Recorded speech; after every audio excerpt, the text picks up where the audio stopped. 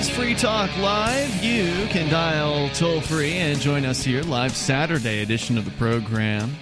The number for you is 855-450-FREE, like freedom. That's 855-450-3733. We've also got the Discord on-air call-in line rooms over at discord.lrn.fm, so head on over there and get interactive with not just us, but other listeners. You can chat 24 hours a day with other Free Talk Live listeners at the Discord server at discord.lrn.fm. With you tonight, it's Ian. And Vin. Hey, Vin. Hey, dude. Good to be back. Welcome back. Yeah. You just got back from the Liberty Forum a couple of weeks ago. Yes, had a epic marathon live broadcast from there. Thank you so much for, the press about that and the compliments on it. It was, I don't think I've ever done that many hours within that short span of time. Have you ever done like a live on location broadcast kind of thing?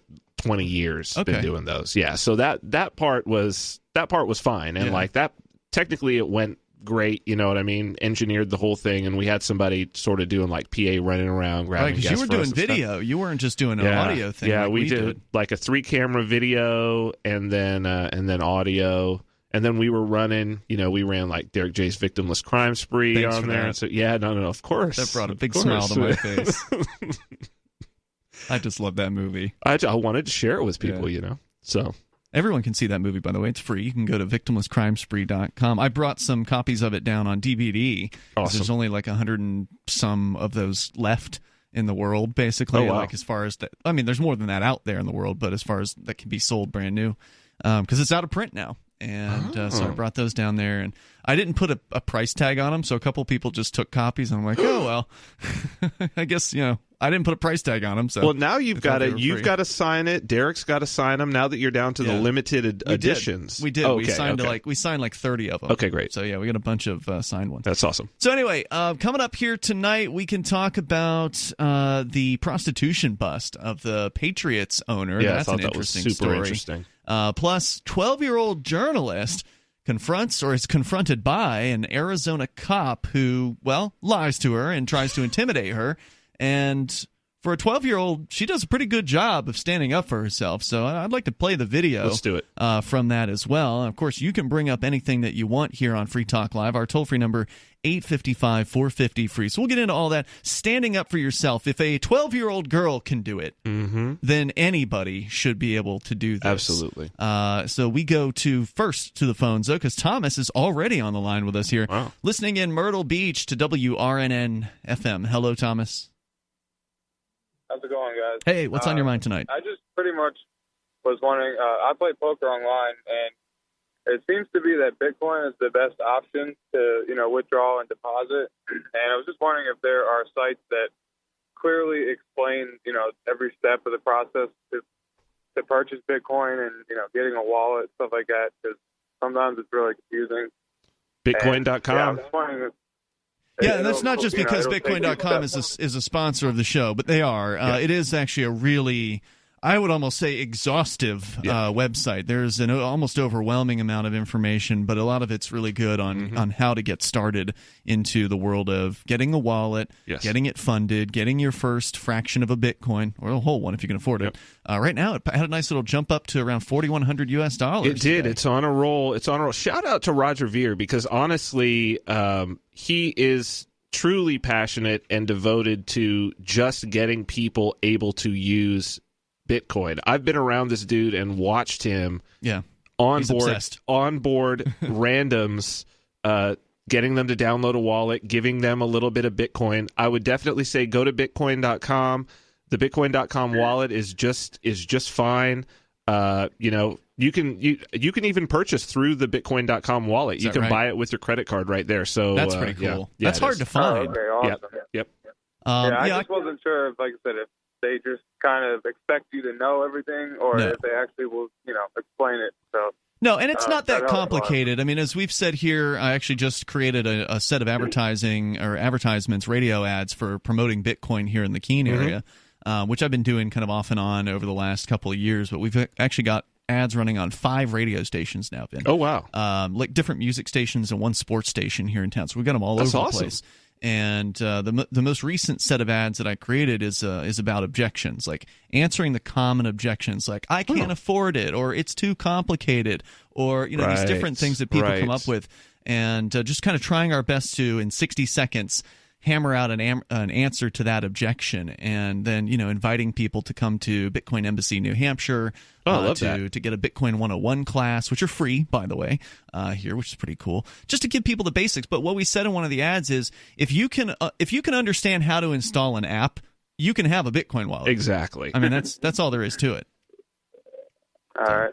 That'll get you started. I appreciate it. Thanks, Thomas, for the call tonight. Check out Bitcoin.com. Appreciate hearing from you, and good luck with your online gambling, which is a great thing about cryptocurrency. Is it is a way to get around the banks, the banking system, which, as you know, if you're into online gambling, is a little difficult to do in the United States. Incredibly difficult to do. Several years ago, the federal government basically outlawed, not the act from what I understand. Now, this isn't legal advice. This is just the basic research I've done. Right. The act of actually doing online gambling per se isn't illegal. No.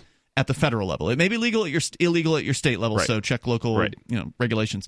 But the feds don't make it illegal to gamble. They just make it illegal to transfer money into any gambling operation from a U.S.-based bank or credit card. So it's illegal federally to have a gambling business, but it is not illegal to gamble per se. As an individual. Right, yeah. So you can't, if you've got a gambling business, it better be based offshore. That's right. But you can have U.S. customers. You just can't facilitate the U.S. customers through the banking system. You can't take their credit card. You can't take ACH transfers. You can't take wire transfers. Yes. It's essentially a crime for the bank to do that. If the bank assists you with transferring money to a gambling operation, the bank is liable for whatever federal charges would be involved. So with Bitcoin, if you're buying Bitcoin, the person you're buying Bitcoin from doesn't need to know why you're buying it. The bank doesn't need to know why you're buying it. You just buy the Bitcoin that you want to buy, send it to whatever gambling site you trust, and then if you win, which you probably won't, but if you if you win, then you get Bitcoin back out of the site, right? And you can hold on to it, or you can transfer it back into U.S. dollars, and nobody has to know why. Yeah, and Bitcoin actually has some gambling specific functionality that was built into even the very, very early version. So it's a perfect use for, well, first off, it's a perfect use for virtual currency anyway. I mean, I came from Vegas, and you can use the casino chips from the major casinos. I know plenty of people who are, servers or strippers. Strippers are happy to take a tip in a Wynn casino chip or a Caesars casino chip, because you may as well just use it like money. I'm really actually, and they can go cash it out if they want to. I'm really actually surprised that the casinos have been so late to take up cryptocurrency. I've thought for a long time that they'd be some of the first. But you would think, wasn't there one, the D or something like that? The D. Took it? Yeah, they've got they're just very friendly to it. They don't take it on the casino floor. They take it for I think rooms and the restaurants that are theirs. Step in the right direction. And they've got ATMs, several Bitcoin vending machines inside there. Did you ever see the Mike Tyson Bitcoin vending machine? I did, actually. I know the guy who did that and sort of wrapped it. Yeah, with like a Mike Tyson graphic. Yeah. They opened a Bitcoin or a cryptocurrency centric strip club. I don't know how it ended up doing, but they opened it there. So that's amazing. Yeah, Legends Room it was called. Oh, speaking of Vegas-related things, did you see Penn Jillette was wearing the Fa Keen Great T-shirt? No. Yeah, dude, he got one and modeled it on his Twitter. It's pretty awesome. Shout out to Penn. Yeah, That's awesome. Did you ever meet him back when you were out there? I mean, I became good friends with his wife, actually, but he was never around. He's busy, I imagine. Busy guy. He's always performing. Yeah. All right, there's more on the way here. We've got this 12-year-old journalist took a trip down to Arizona. It's not even where she's from. She's down in foreign territory reporting on a story down there, and a cop confronted her. She's on a bicycle, and this cop lies to her, threatens her, and she got it all on video. And we'll share that with you coming up here in moments. Your calls and thoughts are also welcome. You can bring up anything you want. We're live here on Saturday night. Our toll-free number is 855-450-FREE, like freedom. It's Free Talk Live.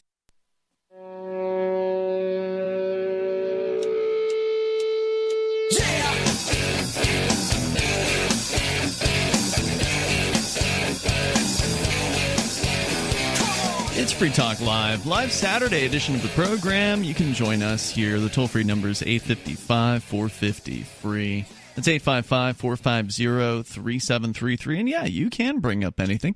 We hadn't intended to start the show talking about Bitcoin, but caller called in, had questions. We handle it. Yep. It's Ian and Vin in the studio here tonight. Also, speaking of cryptocurrency, if you want to accept cryptocurrency in real life, if you have a brick-and-mortar business where you want to take crypto at the point of sale, there's no better way, and I've looked at them all, than AnyPay.global. And if there is something else out there, I want to know about it because I want to evaluate it and see if it even matches up, because nothing comes close to the ease of using AnyPay. You just go and sign up. And when I say sign up, I mean you create a username and password. That's it. There's no paperwork. Nope. There's no jumping through hoops. There's not even a verification of the email, which I think is a mistake on their part. Because if you type your email in wrong, then you forget that you did that. But you just do it again. Yeah, well, that's true. You could just do it again. You're right. AnyPay.global is so easy to get started with. You put your cryptocurrency wallet destination address, so your wallet address is in the back end. Load the app on your point of sale device, and that's it. You're accepting Bitcoin, BTC, Bitcoin Cash, Zcash, Dash, and more. In fact, I think they finally made it official that they're taking Dogecoin now through AnyPay. Oh, that's awesome.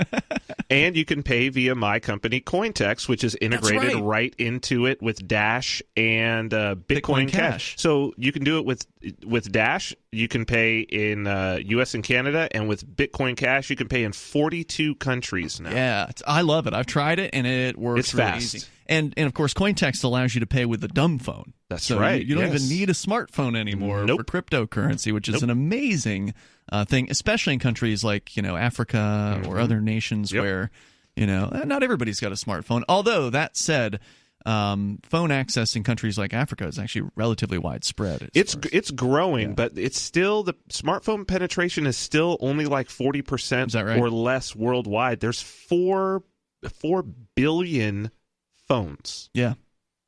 Wow.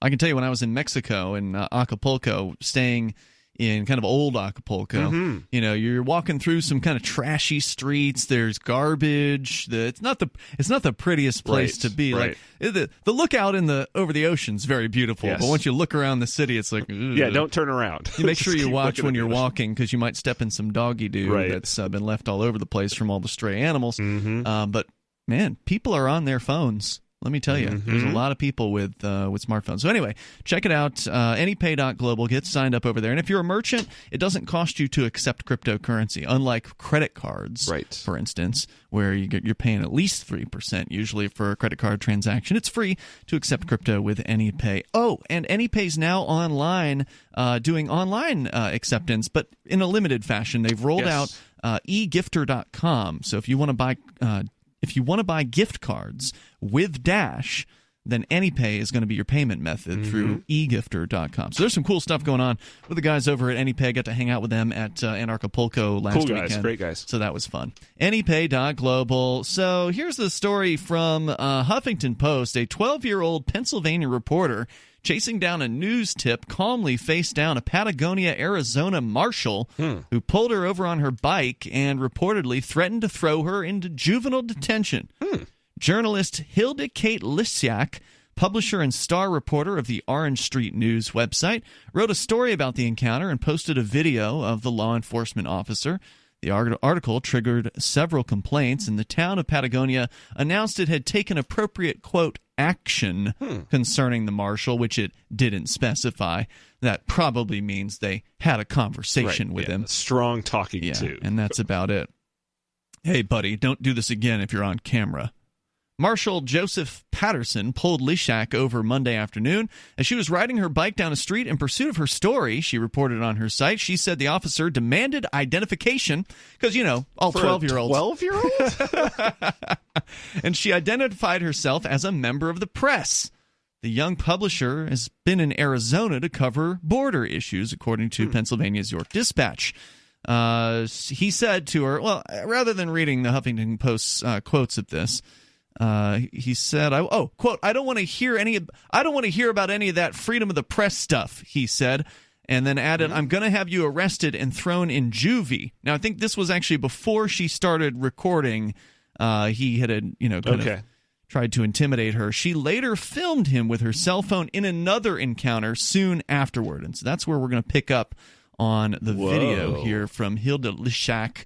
I presume I'm pronouncing that correctly, but I may not be. So here it is from her YouTube channel, which is called Orange Street News. This is her on the side of a road. She's on her bicycle versus a cop in one of those big cop SUV vehicles. Okay. You stopped me earlier, and you said that I could be thrown in juvie.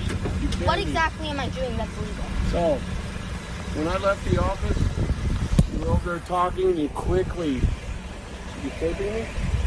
You can tape me. Okay. Okay? All right. But what I'm going to tell you is if you put my face on the internet... She's recording his face right now, by the way, as he's saying this. What I'm going to tell you is to put my face on the internet. It's against the law.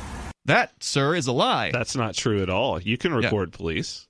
In fact, it is your right to record the police, especially if the police are in public. Even in states like New Hampshire, which is honestly one of the worst states as far as its so-called wiretapping laws are concerned. I think New Hampshire, Massachusetts, Illinois, and maybe another one. There's a handful of states that have the all parties must consent version of wiretapping, which is the worst. It's horrible, and it's very bad for, like, undercover journalism. Sure. And, like, you know, you're trying to bust, like, you know, a shifty automotive repair shop, and you want to go in with a, you know, undercover camera. Sorry, you can't do that in New Hampshire. It's illegal. You're recording somebody's conversation without their knowledge and consent, and that's technically... that's a misdemeanor wiretapping. But it seems like that should not be the case for a public official on the public dime in public. That sounds crazy to me. So there has been a carve-out that came from a court decision in a case regarding a man in Manchester who the police were raiding his home, and he recorded that, and then they tried charging him with wiretapping. That's crazy. Yeah, for recording the police in his own home. The judge said, no, there's an exemption to recording public officials, basically. Oh, okay. So... And, of course, federal courts have also ruled in a multitude of cases that you have a right to record the police, period. I mean, if they're on the job, they're on the record, and it doesn't matter if they're outside or inside your home or wherever you, as I understand it, again, not a lawyer, not legal advice, but you have a right to record these people. Right. And this girl's 12 years old. You know, crazy. The stories about her, she's actually been reporting on news she's again from Pennsylvania, so she's actually in Arizona when this happened. Okay, I've got just a quick question on this. But since she was 8 years old, she's been doing news reporting for a third of her entire life. Anyway, go ahead. Sorry. I don't understand. She's rolling around by herself? She's 12 years old. She's from Pennsylvania, but she's in Arizona. I can't imagine. I'm a father of a young daughter. I can't imagine being like, okay, you'll just go halfway across the country. Just go ahead and ride down the street on your bike. No problem. By yourself. I got to hear more about this. We're going to get into that because she actually has some comments for parents, overprotective parents here. We'll get into that coming up here in moments. Now, maybe her parents are with her somewhere in Arizona, but they weren't with her in this moment. More coming up here in your calls and thoughts are welcome. Our number is 855-450-FREE, plus a little bit more from this video. About another minute to go with her versus this cop trying to lie and intimidate her. Luckily, she didn't get attacked by him. It's Free Talk. Bitcoin.com is delighted to announce their latest partnership with the gift card specialists at eGifter.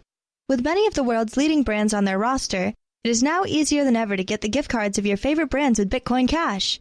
To get started, just follow these simple steps.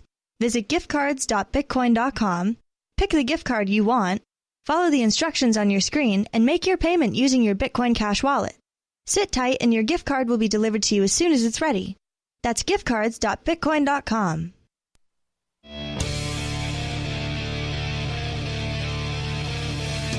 It is Free Talk Live. Dial toll free. Take control of the airwaves. Bring up whatever is on your mind. Our number here is 855-450-FREE. That's 855-450-3733. 12-year-old journalist Hilda Lee Shaq stands up to intimidation attempts by A cop in a strange town. She was halfway across the United States from her home of Pennsylvania. She was in Arizona at the time. So that's more than halfway. Yeah, on foreign turf. Yeah. On uncertain ground. And this man tried to intimidate her. She stood up to it. Not only that, she recorded video, and we'll share that more of the audio from that here with you in just moments. Ian and Vin in the studio tonight. Don't forget, you can join us online. Head over to freetalklive.com. We have a Twitch feed. Twitch is an online video streaming platform. You can go to twitch.lrn.fm. You can follow us there. In fact, we're, I think, getting close to 700 followers on Twitch, so thank you to everybody that has followed us there. And it doesn't cost you anything to do that. Just a little bit of time to create an account and then hit the follow button. And then you'll get notices whenever it is that we go live on Twitch, which also includes notices when some of the other shows on LRN.FM go live as well. So check that out. It's another free way for you to encounter Free Talk Live and get interactive with some of the listeners in the Twitch chat room, although our chat is best, and the best chat is our Discord server, but Twitch does have its own. Twitch.lrn.fm. Let's go to the phones and then back to the video of the 12-year-old journalist versus the cop. Tom, though, is on the line in Hudson, New Hampshire, listening online. Go ahead, Tom. There's a wrinkle in that big news story about how the owner of the New England Patriots, Robert Kraft, got arrested in a prostitution sting in Florida. Namely, that this spa, these women were forced. They're sex slaves being trafficked against their will, and that they were being. That's one of the things I've been reading about, and that would be a major factor, obviously. But people got to remember. Well, he may or may not have known that. Just to be clear, right? Like if you're just going into a Jack Shack. You don't necessarily know what the arrangements are between the house and its girls. Well, which is weird that a billionaire is choosing to go into a strip mall rub and tug, right? That seems a little strange to me. What you're saying is he could afford a higher class call girl than that? He could afford to have, like, if he wanted the ambiance of that, he probably could have bought his own. And like staffed it with his own people. It's very strange that he would put himself in such a. Maybe that was the turn on. It's exciting. Maybe that was the turn on. Maybe what the thing is, though.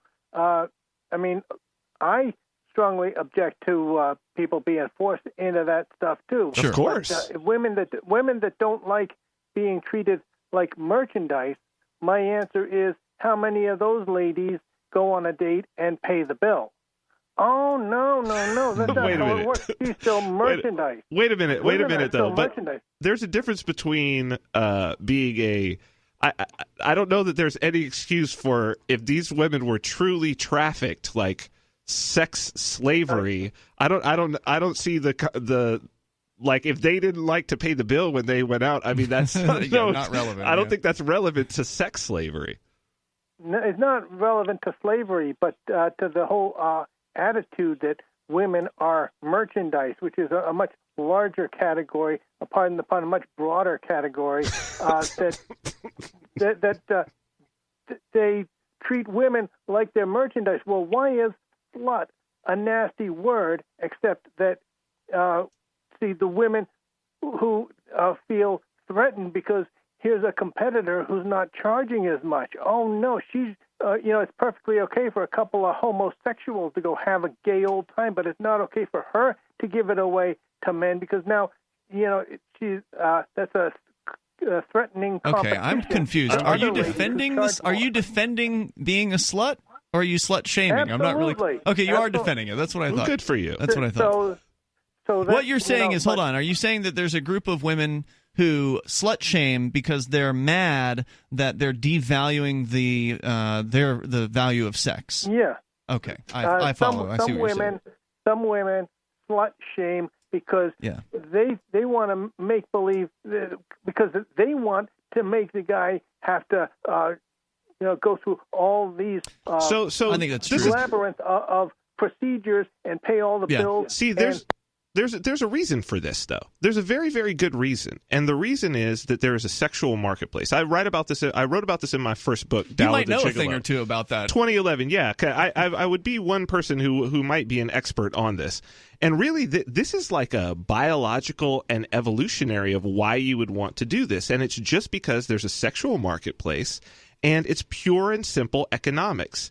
If you're an individual and you've got something of value, the last thing you want is someone else out there who's giving away that same thing that's, let's say, fungible. Mm-hmm. The last thing you want is them giving it away for free. So it's like, if I own, a whole bunch of Bitcoins, the last thing I want everybody else to be holding and to be selling at the price that I want to sell at. If I don't want to sell until they're at 10,000, I don't want you going out and being like, hey, dude, Bitcoins for $1,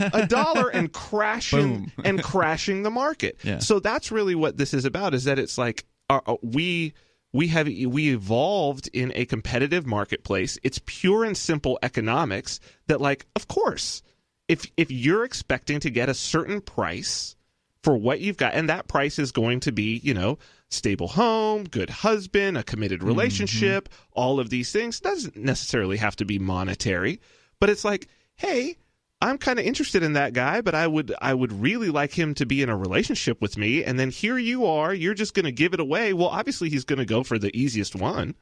Well, it depends. I mean, not everybody is looking for just somebody who's easy, but certainly there's a demand in the market for that. If it's fungible, right? Yeah.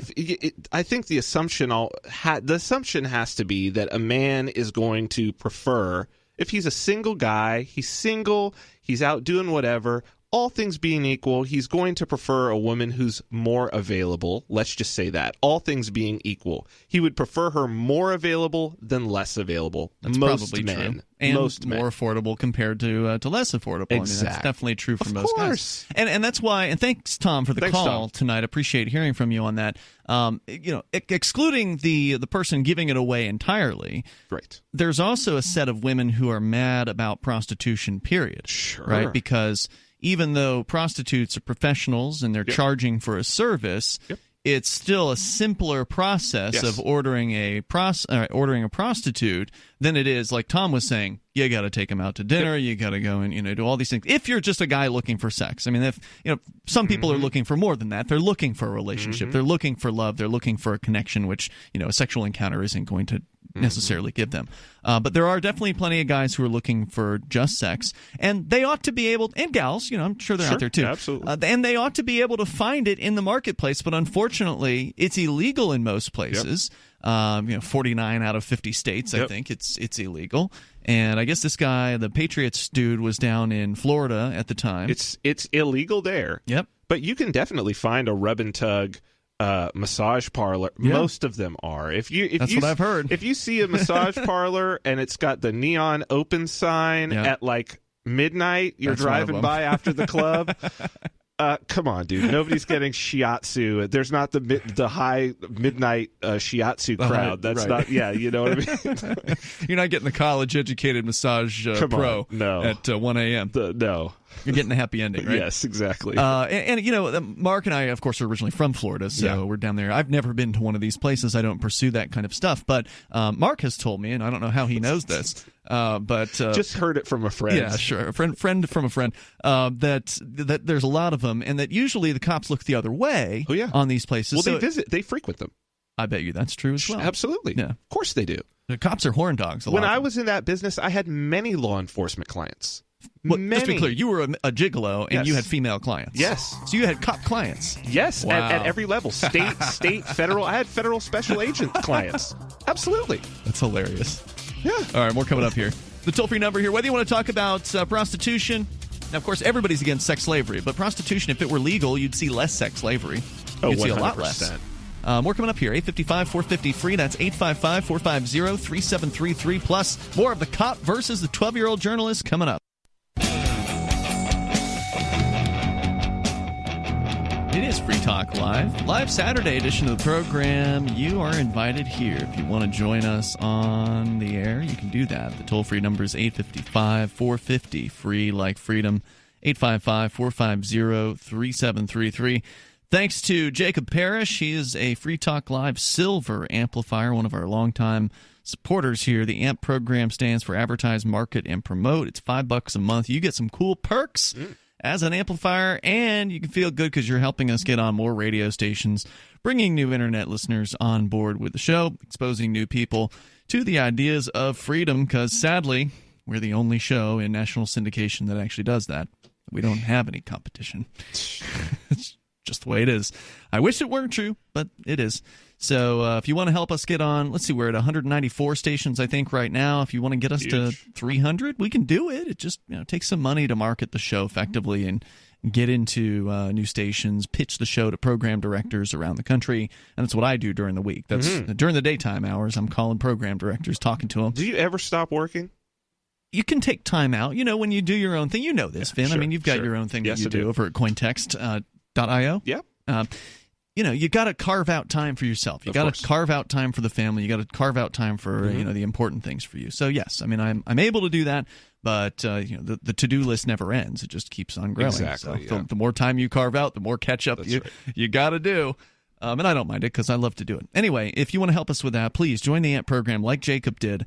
And it's only $5 a month. You can do it with PayPal, credit card, or Bitcoin BTC over at amp.freetalklive.com. It's amp.freetalklive.com. And some of the perks you'll get include access to our supporters' chat rooms on the Discord. There's an AMP-only Facebook group still for those of you that are still into Facebook. And more. Go and get the details at amp.freetalklive.com. We'll get into more of the audio from the video of the 12-year-old journalist versus an intimidating, threatening cop, intimidating, threatening cop, here in a few moments. But first, we go to Matthew in Louisiana watching us on YouTube. Go ahead, Matthew. Yeah, so yes, sir. I called yesterday talking about the great demonetization because some pervs were watching girls in bathing suits, and they were time-stamping the juicy parts, right? Yes. Yeah, I heard about that. It made me think about something.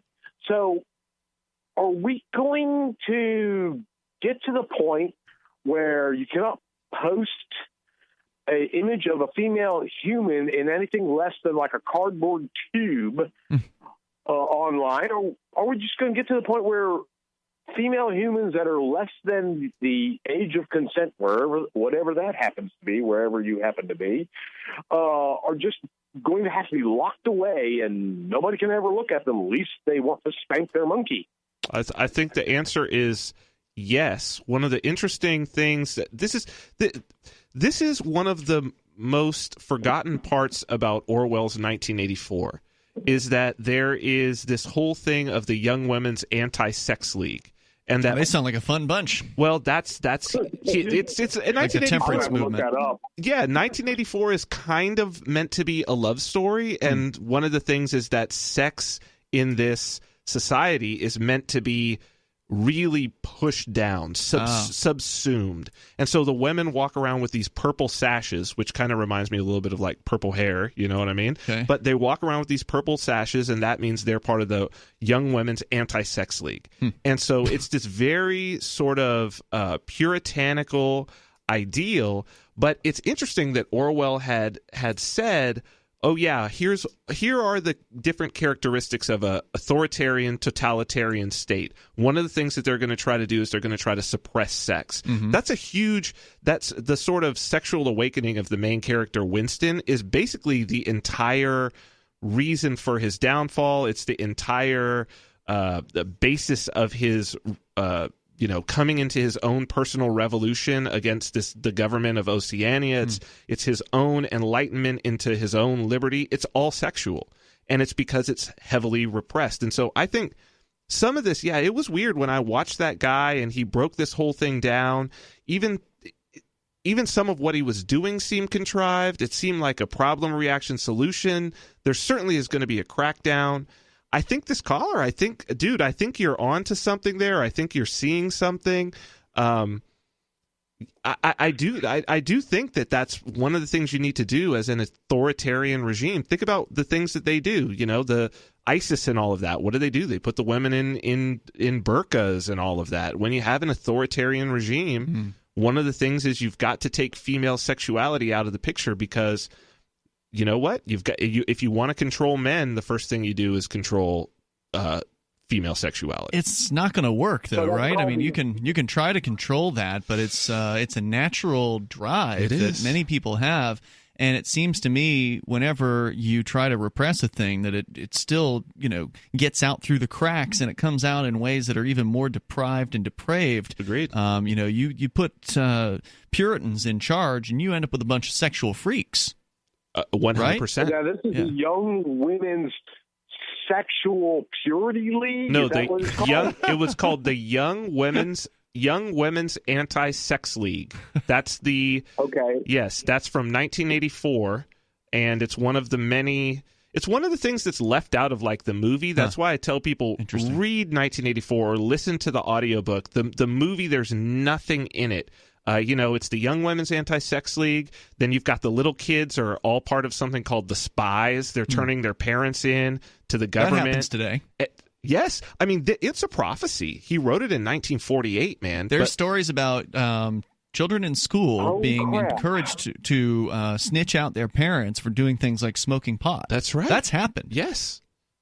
Yeah, it was they say that there's a group of folks among us who view 1984 as an instruction manual, and if he meant it as a warning, but if you really want reverse, fake news, that's right in there. That's what the guy, the hero does. Winston Smith, he creates fake news in the Ministry of Truth.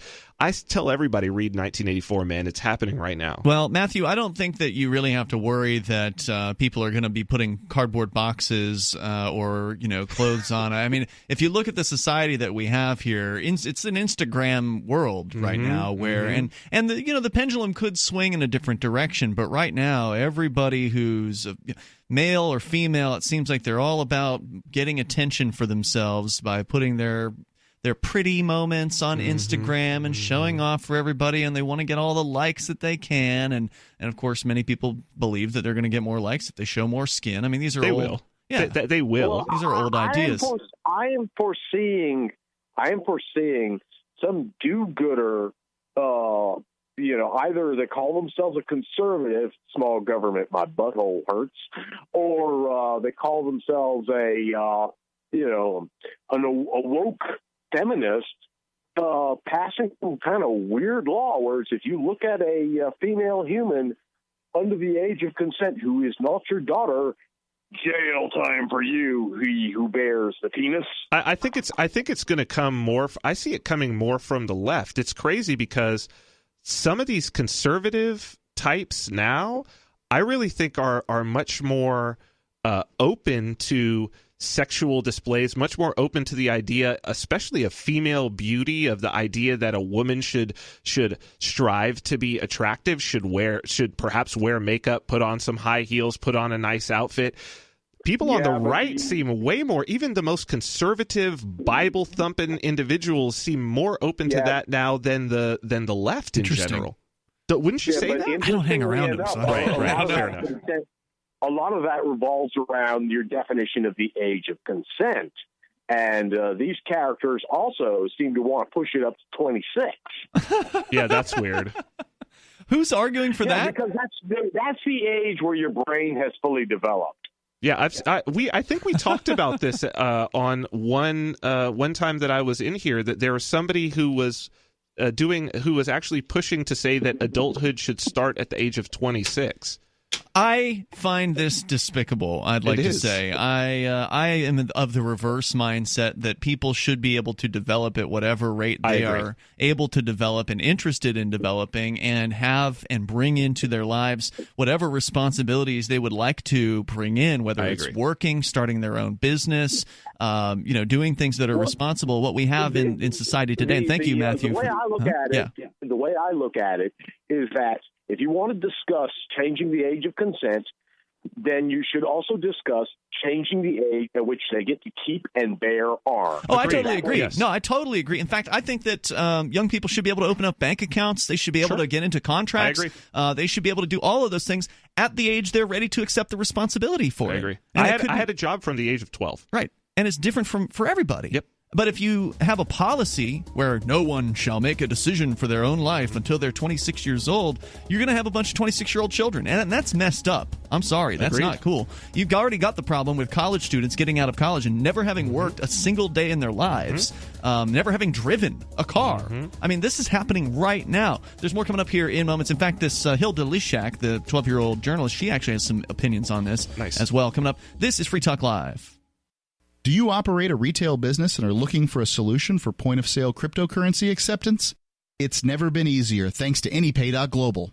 There's no paperwork or approval process to open an account. If you already have a tablet at your cash register, you're almost done. Just sign up at AnyPay.global. Drop your personal crypto wallet addresses in our setup page, and then load our app. That's it. You're accepting cryptocurrency like Bitcoin and Dash at your store. Get started now at AnyPay.global. That's AnyPay.global.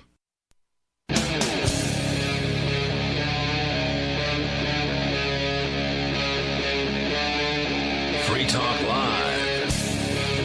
It is Free Talk Live. You can dial in here toll free. Take control of the airwaves. Our number is 855-450. Free like freedom. That's 855-450-3733.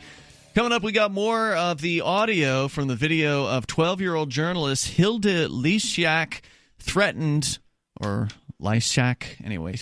by a police officer in Arizona. She wasn't even from Patagonia, Arizona. She was just working on a story there because she's a journalist and has been one for the last 4 years of her life, starting at 8 years old. It's amazing. In her little town where she lives in Pennsylvania.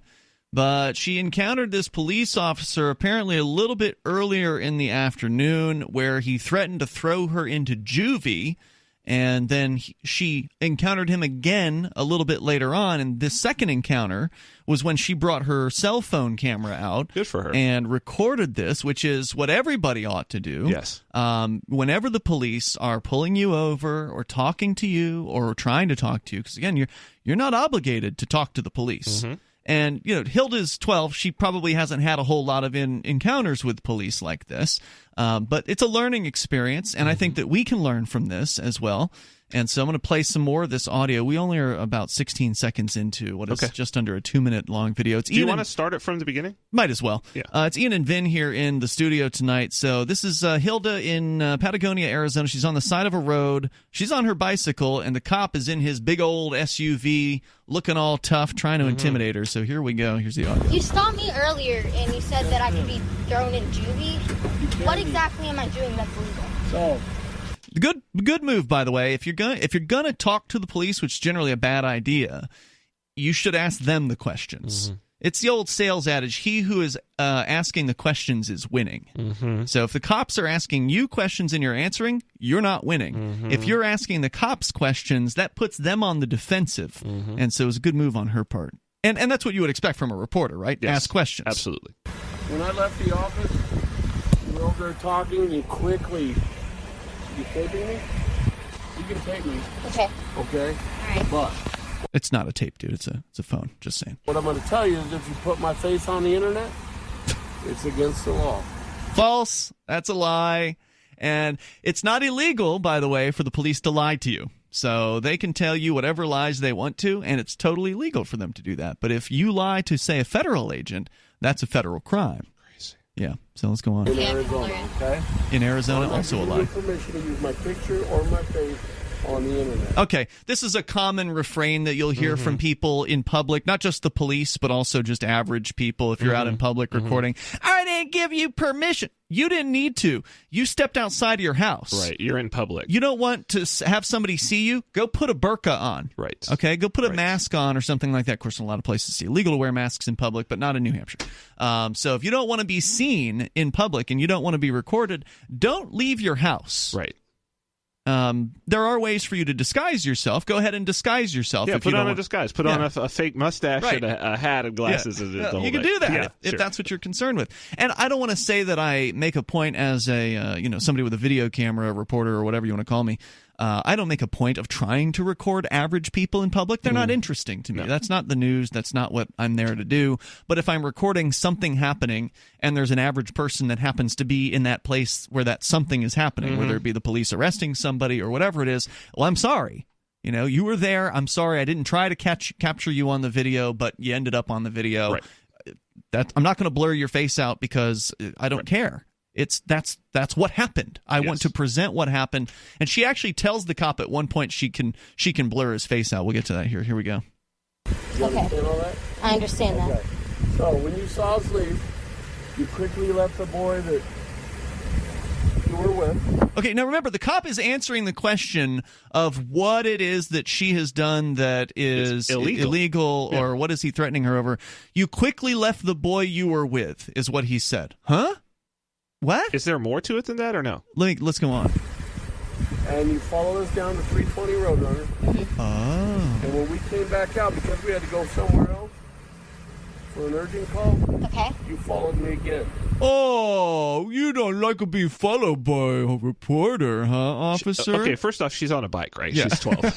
Yeah, and he's in a big old, Chevy Silverado. He's in a car. Now, I don't know. I can't see her because I'm not looking at your screen. Yeah. But does she have, Lance Armstrong legs on her? She's a little girl, man. So... how far could she follow him? 55 feet? I don't understand. You're in a car, dude. Right. What? I don't get this. He's in I think it's a Silverado. I think you can see the name of the truck on the side. There's a monster kind of vehicle. She's she's hitting does she have ET on the front? Is she flying? What's the deal? You're just a whiny little bitch cop. I mean, you followed me down the road. You can't follow the cops. Yeah, and how's that illegal? So boom! Good question. How's that illegal? Follow law enforcement, because you already came in and told me Let me jump it back here. Hang on.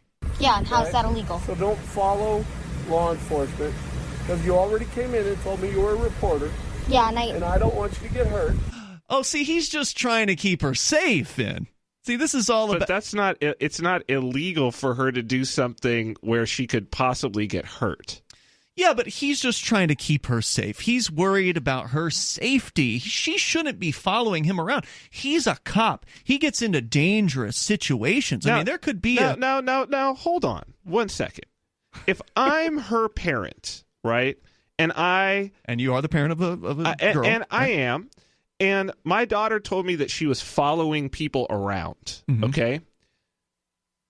There are lots of different types of people to follow around. Sure. But... if he's a cop and if he's a good guy, shouldn't he want her to be following him around as opposed to, say, someone who might actually be wanting to do her harm? If he's this protective, wonderful individual, I would say, please, like I tell my daughter when we're at the store, follow me close. Why do I want her to follow me close? Because if she's close to me, I'm going to make sure she's safe.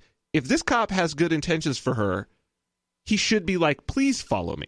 I see what you're saying. Do you see what I'm saying If he indeed is doing honest things as a police officer, he shouldn't have anything to hide. But what he's doing is he's using this kind of ageist approach, and she actually wrote an article about this. She uses the term youthism instead of ageism, which is, she coined the term. It's, the idea of discriminating against somebody because of their age. I like that. Specifically because they're young. And so he's like, oh, little girl, you shouldn't be following me. It's dangerous. I'm a cop, and my job is dangerous, so I don't want to put you in danger, so that's why you shouldn't follow me. I mean, I might just drive down the road and get involved in a firefight. We wouldn't want you to get hurt. In Patagonia, Arizona, come on, dude. Really, is your life, are you living on the line in Patagonia, Arizona, in the mean streets of Patagonia? How many people live in Patagonia? I'm going to guess under 50,000. And way under 880. Oh, man. Okay, it's real dangerous in a town of 880 people where everybody knows your name. Yeah, this is probably one of 5 cops or something like that. Oh, dude, for 880 people, you've probably got 2 cops. Maybe. You've got the chief of police and the deputy. It's Mayberry, for crying out loud. Let me go on here. I understand. I'm looking out for your safety. Okay. Okay? The area you were in, is where we're dealing with the mountain lion. Oh, there's a mountain lion on the loose. See, he's just looking out for her, Vin. He's trying to protect her. Is that police? Look, here's the deal. If the place that you live in, if what the police are concerned with is a mountain lion, this little girl can follow you around. There's no... Well, once again, that's another argument that you were making that bolsters your argument. If there's a mountain lion around, the cop's got a gun. Yeah, right? follow me, she please. doesn't. There's a mountain lion. Yeah. But no, he wants her to go away and be on her own. Be on your own in the area where there's a mountain lion. Whatever you do, don't follow me. Don't stay within eyesight of me or earshot. Please go out into the brush on your own and be eaten by a mountain lion. Remember, all of this is his rambling answer to her one question of why it was, what is the issue here? Why is it I'm not supposed to be following you? What is it illegal that I've done? He's just been rambling away for a minute straight here about this. And there's a little bit more. So we'll play more with Hilda Lee Shaq. She's 12 years old. She's a journalist. And we'll tell you more about it coming up here in moments. Your calls and thoughts are welcome on the live Saturday edition of Free Talk Live. Our toll-free number is 855-450-FREE if you want to join us here. That's 855-450-3733. This is Free Talk Live.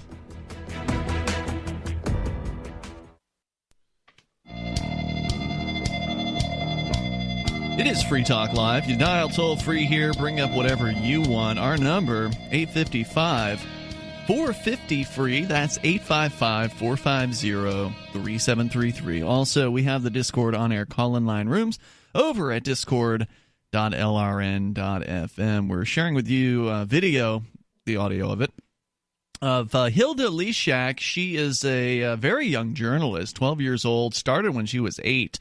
And so she's got 4 years under her belt. Amazing. An entire third of her life she's been a journalist.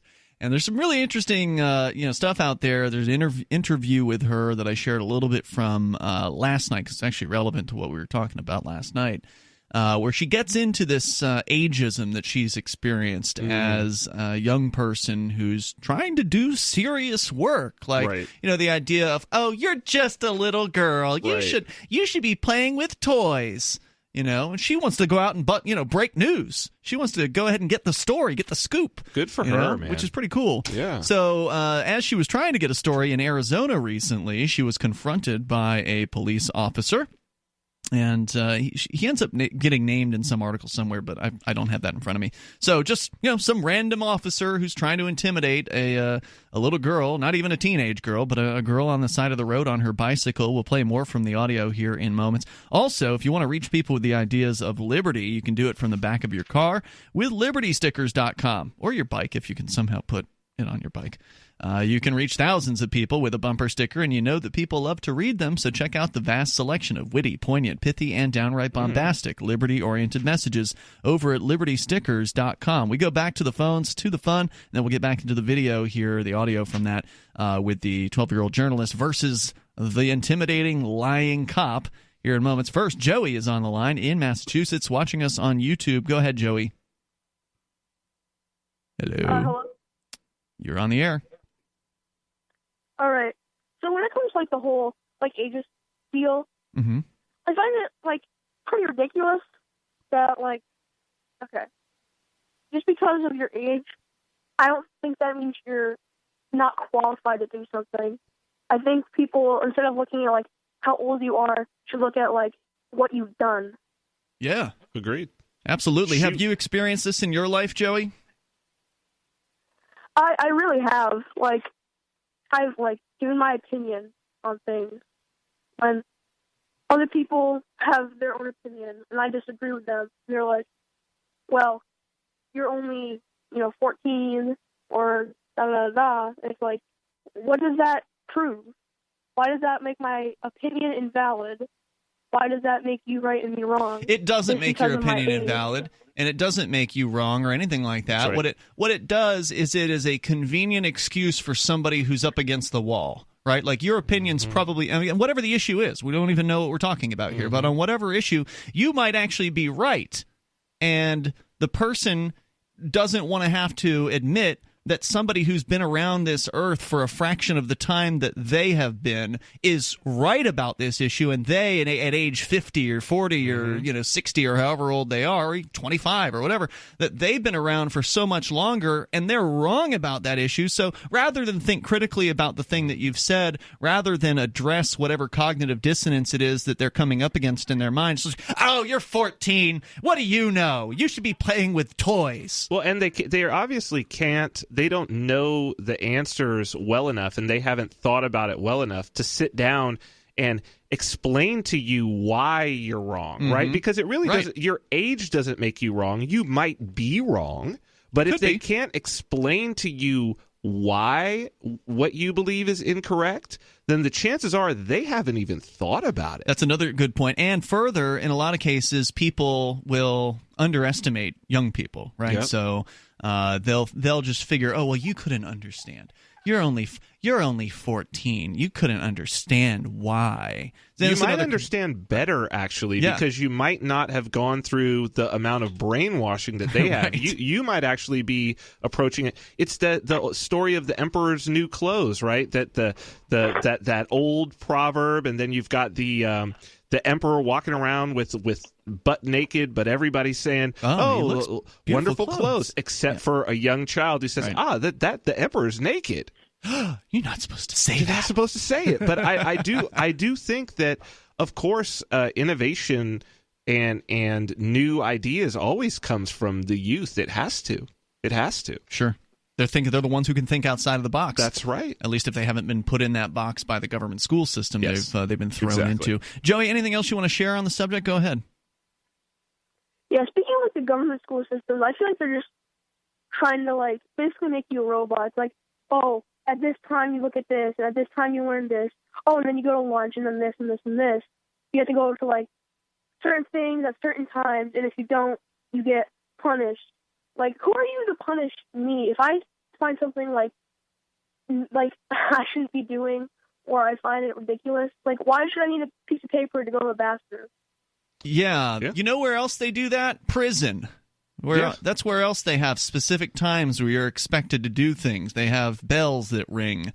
They have passes for going places. It's a lot like prison. And it's interesting that you said that they're trying to turn you into a robot, because that's actually the purpose of the government school system. Well, it's the Prussian school model. It was designed to create robotic factory workers, which does not work anymore, and I would much rather have. Oh, it still turns out robots. It turns out robots. It turns out robots, but that's going to be a really failed strategy. What we should be turning out is young people like this 12-year-old journalist who's been a journalist since age 8. Think of what she's going to be at age 25. Exactly. It's pretty interesting. Joey, thanks for the call tonight. I appreciate hearing from you. Good thoughts.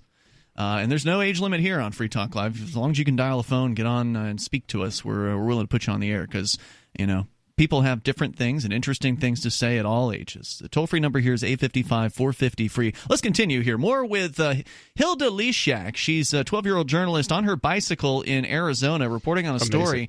Decided she wanted to follow the cops because, hey, guess what? You want to find some news, follow a cop around, right? That's not a bad approach to finding a story to report on. And turns out the cop doesn't like it. He's trying to tell her, oh, I'm just trying to keep you safe. That's why I don't want you. There's a mountain lion around here. There's danger. I'm in a dangerous job. You shouldn't be following me around, little missy. Let's continue here. The mountain lion. Yeah. Okay, and all right, but what exactly? I understand that you're concerned about the safety, but what exactly am I doing? Order. A direct order? I gave you a direct order. What? Who are you, sir? Captain, my captain. Right. What is this? I give you a lawful order, and if you disobey a law enforcement officer, you can lie to your mother, you can lie to your father, you can lie to your priest. You can't lie to a law enforcement officer. Sir, you're the only one who's told a lie in this encounter. I'd just like to be clear. You're the one who has lied. You lied to this girl by telling her she couldn't record your face because you didn't give her permission. False. This is ridiculous. She has done nothing but ask him a question. That's all she's done. She's asked it 3 times, and she really hasn't gotten a responsive answer. What is the lie that she supposedly told to him? It's not really clear. Maybe he'll make it clear here in the next 20 seconds. You understand that? So actually lying to me and saying you were going to your friend's house? wasn't acceptable. No, I didn't say that. She didn't say My that. friend lives right there. In fact, if you want, you can knock on her But door when you now. saw us leave, you turned around, you didn't even make it to your friend's house. You were seeing where we were going. Yeah, I wasn't going to my Right? Well, thank you very much. I don't know what he's talking about. At no point did she say I was going to my friend's house. I mean, he's crazy. He's got some sort of narrative going on in his head about what this girl's doing, and it's nuts. There's a little bit more. You can share your thoughts with us here on Free Talk Live, 855-450-FREE. We'd like to invite you to visit freekeen.com. Freekeen.com features audio, video, and blogs chronicling the transition to a voluntary society. Freekeen.com also has comments and discussion forums so you can be heard. Freekeen.com.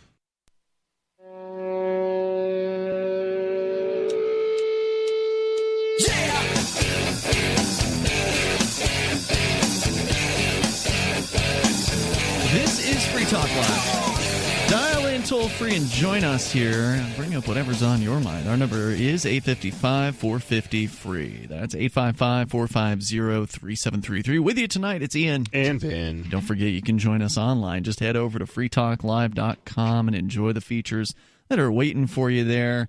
I do want to let you know about ForkFest. It's coming up, the third annual ForkFest, the decentralized libertarian camping event here in New Hampshire in the summertime at the beautiful Rogers Campground, the White Mountains of New Hampshire. It's gorgeous. It's so pretty. Yes. Any excuse to get up there, I'll take it. And ForkFest is a good excuse. It's going to be coming up June 13th through the 18th. That's the 5 days prior to the Porcupine Freedom Festival, which is the other libertarian summer camping festival that's been around for, I think this is its 15th year coming up this year. And that's the one that there's organizers, there's a board of directors, there's tickets. We don't have any of that with ForkFest. There's nobody who's in charge of ForkFest. It's just those 5 days were chosen by some of us who go to this thing, and there's nobody who you can't buy a ticket. So you just show up. Show up. All you got to buy is your campsite, basically. That's great. So that's all there is to it. So if you want to hang out with other liberty-minded folks, voluntarists, anarchists, libertarians, you can just show up and hang out and camp and do that sort of thing. Or you can create a thing. Maybe you're a musician. Maybe you want to give a musical performance. Maybe you've got a poker table. You want to set up a poker game. Maybe maybe you want to have a speaker series or whatever it is you want to do. Somebody got married last year. They had their wedding. Jay Noon, one of our co-hosts, That's awesome. got married. So whatever it is that you want to create for people to do, you can do that. You don't have to ask anybody's permission. That's awesome. You just go to forkfest.party. That is a unofficial website because everything's unofficial with ForkFest because nobody's in charge. But forkfest.party is a pretty nice domain name, so check that one out. There's links there to a ForkFest Telegram group where you can connect and chat with other ForkFest attendees, people who are planning to attend, people who have attended in the past. And there's also a link to the Shire Forums, which has a ForkFest subforum on it, so you can look at pictures from last year and the year prior to that, and you can chat on different threads about what other people are planning, that kind of thing. In fact, last year there were 2 competing calendars for ForkFest to show folks what was going on because decentralized. Yeah, exactly. It's decentralized, and so check it out at forkfest.party as we continue. I gotta say, man, on this, there is nothing better than hanging out in an unstructured manner with people who are speaking the same language as you, man. Yeah, it's a good event. Oh yeah, it's great. It's a great excuse to come check out New Hampshire as well. Yes. So, and if you want to make a full-on, thing out of it, then you go to ForkFest and follow it up with PorkFest, and you've got like 10 or 11 days at a beautiful long campground. vacation. It's a good time. Well, for us, we're probably going to be working there. But, yes, exactly. Anyway, it's fun to see, folks. It's fun to have people come up and check out New Hampshire and see what it's like to actually be around other libertarians. It's nothing like it. More than you can probably even know, which is a cool thing. So, forkfest.party. We go back to just a little bit left from this video, and then I want to go back to your calls and thoughts here on the phones. But Hilda Lee Shaq is a 12-year-old journalist. She was down in Patagonia, Arizona, doing some reporting on the border. And at one point, a police officer confronts her from inside of his cab. He's sitting in his truck. She's on her bicycle. And he tries to tell her that she shouldn't be following him around. That it's only for her safety, see? She's just a little girl, and so therefore he needs to make sure she's protected from the mountain lion that's been on the loose by not following the police officer around, because that's going to keep her... Wait, what? That's not going to protect her from a mountain lion? He just rambles, basically, for a minute and a half as she tries to ask him and get a responsive answer, which she never does, from him as to what it is that's illegal, because earlier, off camera, before she started recording, he threatened to throw her into juvie. And so she's like, well, what for? What is the crime what did I do that's illegal? that I'm committing here? Let me go on here with a video. This is the very end. If you want, you can knock on her door When and you ask saw her. us leave, you turned around, you didn't even make it to your friend's house. You were seeing where we were going. Yeah, I wasn't going to my Right? Well, thank you very much. You have a great day. I'll be home getting a hold of your parents. Okay. For what? Ooh, he's going to get a hold of her parents. For what, though? She never got the answer. So basically, he's just harassing her. Is what it comes down to. Totally. He thought he was going to intimidate a little girl on the side of the road. Typical. Because he's a cop. Typical. And it probably usually works, right? Like, and I was telling you during the break, and I'll tell you now, but and a couple of years ago, maybe a few years ago now at this point, a little guy named Mikey. He's the son of a listener of Free Talk Live that lives in Alstead, the family. I don't know if I should give their name. But anyway, good folks. They moved to New Hampshire as part of the freedom migration several years ago. Actually, they moved while I was in jail for civil disobedience. And so his dad was writing me letters in jail talking about how it was activism like what we did here in Keene that encouraged him to make the move up here to New Hampshire. And so it was really cool to, be sitting in jail for civil disobedience and reading that what we've been doing with civil disobedience was encouraging people to move. So he actually moved while I was in jail. So it was cool because I got like a letter from him while they were still down in North Carolina, and then I got another one when they came up here. Anyway, his dad's a longtime Cop Block supporter, people who support the accountability of police officers, holding them accountable with video like Hilda did here. And so he taught that to his kids. And so his 11-year-old at the time son was in a little town just north of here in Keene, hanging out with his friends on a bridge, and some cop, a state cop, rolls up in his Dodge Charger or whatever and tries to intimidate the kids on the bridge. And he pulls out his camera, starts recording, talks back, asks questions, and did a great job, kind of like Hilda did here, trying, defending against a man, towering, essentially a much larger human being with a gun and intimidation and the ability to arrest. I mean, most young people, most adults for that matter, are intimidated by these people. That's the point. They're trained to be intimidating. Yes.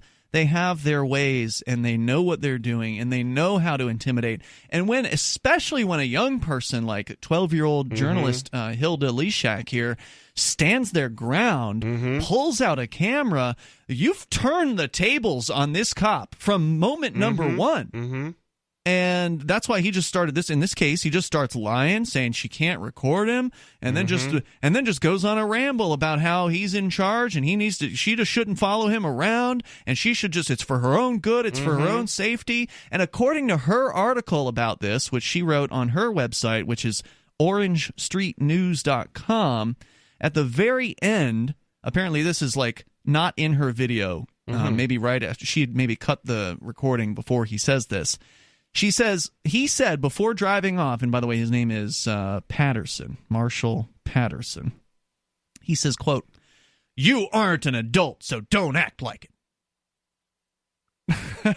What an insult. Wait, don't you, it shouldn't, that doesn't make any sense. He didn't make a single bit of sense in that entire encounter. If a person who under the age of 18 is behaving in an adult manner, I think that's a good thing. Yeah. Why would you tell somebody to act childish, to not act like an adult? It's so insulting. This is that ageism that we touched on earlier with our previous caller. You aren't an adult, so don't try acting like one. Yeah. And sorry, buddy, the only person who wasn't acting like an adult in that video was you. Exactly. You're acting like a little bitch, like a little baby who can't handle having a 12-year-old with a video camera hold you accountable for your job and for your actions. She handled herself so well. She did. Now, she did make the mistake of giving up the location of her friend's house. She probably shouldn't have done that. But there really wasn't much I could say as far as like she did bad. She didn't do bad. She did pretty good. Yeah. For somebody who probably she's had interactions with police. In one of her an interview she conducted with, let me see here, it was I think it's brightlightmag.com. They did an interview with her late last year, just kind of asking her about being a young journalist and getting into that. And she explains in here that the police are not particularly helpful, right? Like if you're a journalist and you want to get a comment on a story or something like that, and she's already been doing that. They're not particularly helpful in that way. So she's had interactions with police before as a journalist, and I think for the average person out there listening to this, there's some takeaways from this. Don't answer police's questions. That's one thing that will get you into trouble. And if you're going to talk to them, do what she does. Ask them questions. Right. Ask them about what they're doing. Ask them about what they want. Ask them what they're investigating. If you're asking questions, you are in control of the conversation. Right. So there's a little bit more on the way. Your calls and thoughts are welcome. Our toll-free number is 855-450-FREE. It's Free Talk Live.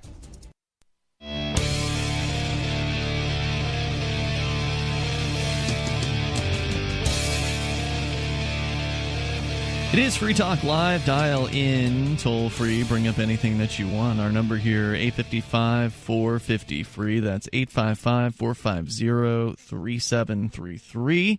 We've also got the Discord on-air call-in line rooms over at discord.lrn.fm. So head on over there and get interactive with other Free Talk Live listeners. In fact, we had somebody on the lines, but there were some technical difficulties. So hopefully we'll get him back here in just a little bit. With you tonight, it's Ian. And Ben. Talking about what it's like to be a young journalist. Hilda Lee Shaq is a journalist at age 12, and she's been doing it since she was 8 years old. Went down to Arizona for a story and ended up being confronted by a police officer who was quite insecure and very upset that she dared to follow him down a road on her bicycle, and attempts to intimidate her, rambles when she asks him a question, simple question, well, what is it that I'm doing that's illegal, sir? Mountain lion, Ian, mountain. Oh, mountain yeah, and then lion. he brings up this mountain lion that's supposedly on the loose, claims he's just trying to keep her safe, that she shouldn't be following him around, so on and so forth. And then he gives her a direct order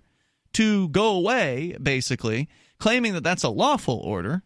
Now, what does that even mean? Well, that's a good question, Vin, because this is dangerous territory with the police. Because if a police officer gives you a so-called lawful order, and you disobey the lawful order, you're then guilty of what they call disorderly conduct. And disorderly conduct is one of the police's favorite charges. It's a catch-all. Yeah, it's a catch-all, and they can basically get you convicted of it just because they said so. Now, whether or not the order was actually lawful is a hard thing to discern, because in the moment, it's their word versus your word. The officer says, I'm giving you an order. Well, you may disagree that it's a lawful order, but the only way you're ever going to get to find out is in court. So if you don't do what the officer says in that case, which usually is to leave a place or to get back or something like that, then you'll have to fight it out in court. And so generally the best thing to do when dealing with a psycho like this cop, like these cops can be, dangerous men with guns who can hurt you, is if they give you an order, even if you don't agree with it, it's probably a good idea to go ahead and back away. Here in Keene, New Hampshire, we had a situation with a former co-host on Free Talk Live who's since left the area, but he was reporting from the scene of a suicide attempt, which actually ended up being a suicide. But anyway, from the scene of this suicide attempt where the cops had come, they'd like cordoned off the area, and it was a man in front of his house talking to the police. He has a gun. My guy, James Cleveland from Free Talk Live, he was behind the row of houses, so he wasn't within shooting distance of the man with the gun or anything like that. But he was behind that house reporting, trying to get footage of what was going on with the police. And the police confronted him back there, and they said, you need to get back. This is a dangerous, area, active crime scene. You need to get back. So he went back. He moved back per the request of the police officer. Then they came back and told him he needed to move back further. And at that point, he was like, no, I feel like I'm safe here. I feel like I've gone back far enough. And he planted his feet there and wasn't going to move. So they arrested him and charged him with disorderly conduct and I think resisting arrest in that case. He went to trial. The jury was hung on that trial. They actually found him not guilty, I think, of resisting, and they were hung on the disorderly conduct charge, meaning not all the jurors voted in the same way.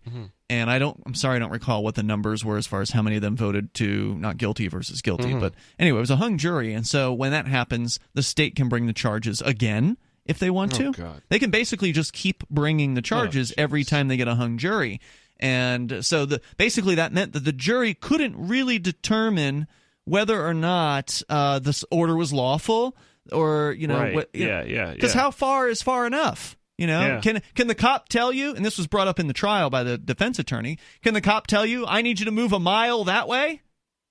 25 miles, right? I mean, what is the radius? What is the radius? Yeah. So what's too far? I mean, he felt he wasn't in danger. He felt that he'd gone far enough. He went back when they asked him to initially. Right. So it wasn't like he was completely non-cooperative with them, but it wasn't good enough of a defense to get him not guilty. So luckily, in that case, they decided to not bring the charges again, and the case got dropped. So thank goodness in that case. But what a waste of he spent of resources. $6,000 on the attorney. Yeah. I've been through the same sort of situation, man, where it's just like you walk away like, wow, that was a gigantic waste, right, of everybody's time and money. So in a case like this, leaving when the cop tells you to, even if you don't think that it's the right thing to do, or at least backing away slowly. I like the Dave Ridley approach, Dave Ridley from RidleyReport.com, where whenever he's in a place and the police order him to leave the place, he will go slowly. So he's leaving. Very slowly. Right, but he's like backing up as slowly as he can and is recording video the whole time. That's perfect. However, that did get him arrested at one point. There was a situation where he was in Nashua, and he was at a hotel. It was actually the old hotel that the Liberty Forum used to be held at in Nashua. He's at that hotel property. They order him to leave. He's backing away as he always does, but they were in a hurry, so they wanted to arrest him for it. And he won that case in that case because he was leaving. He was doing what they asked him to do. But again, you got to be willing to go to trial. And to some extent, being a journalist, as she is at age 12, there's some risk involved. If you're going to be talking to the police, there's always risk involved because you never know what nut job with a gun and a badge you're dealing with. And any interaction with the police, you are risking your life. Yes. Like that. Do not get that twisted. Any interaction with the police, there is a chance that you are not going to walk away from that interaction alive. Exactly. So know that in advance. Yes. And that's why it's so impressive to see somebody at age 12 Absolutely. It's ballsy. Taking on a cop like this. Let's go to Jack calling from Massachusetts. Jack, watching us on YouTube. Go ahead. Hi. Hey, Jack, you're on the air. And this whole situation with the Patriots owner, do you think it's right he should go to trial? No. I don't think that you're referring to the Patriots owner who was busted recently for prostitution, for being a John, basically, as they called him in a place in Florida in which you can receive prostitutorial services. Yes. Trying to be as generic here as possible. But no, I don't think prostitution should be illegal. I don't think it should be illegal for either the prostitute or for the John, because what we're talking about here is whether it's sex or whatever it is that's going on, we're talking about two consenting people who've come together for the purposes of pleasure or whatever it is their purpose is. And they are two people who agree to do a task together, to do a job together, and that's it. I forget who said this, but prostitution involves two things. It involves the free market, and it involves sex. Yes. And there's nothing wrong inherently with either of those two things, but yet when you combine the two of them together, all of a sudden it's a crime.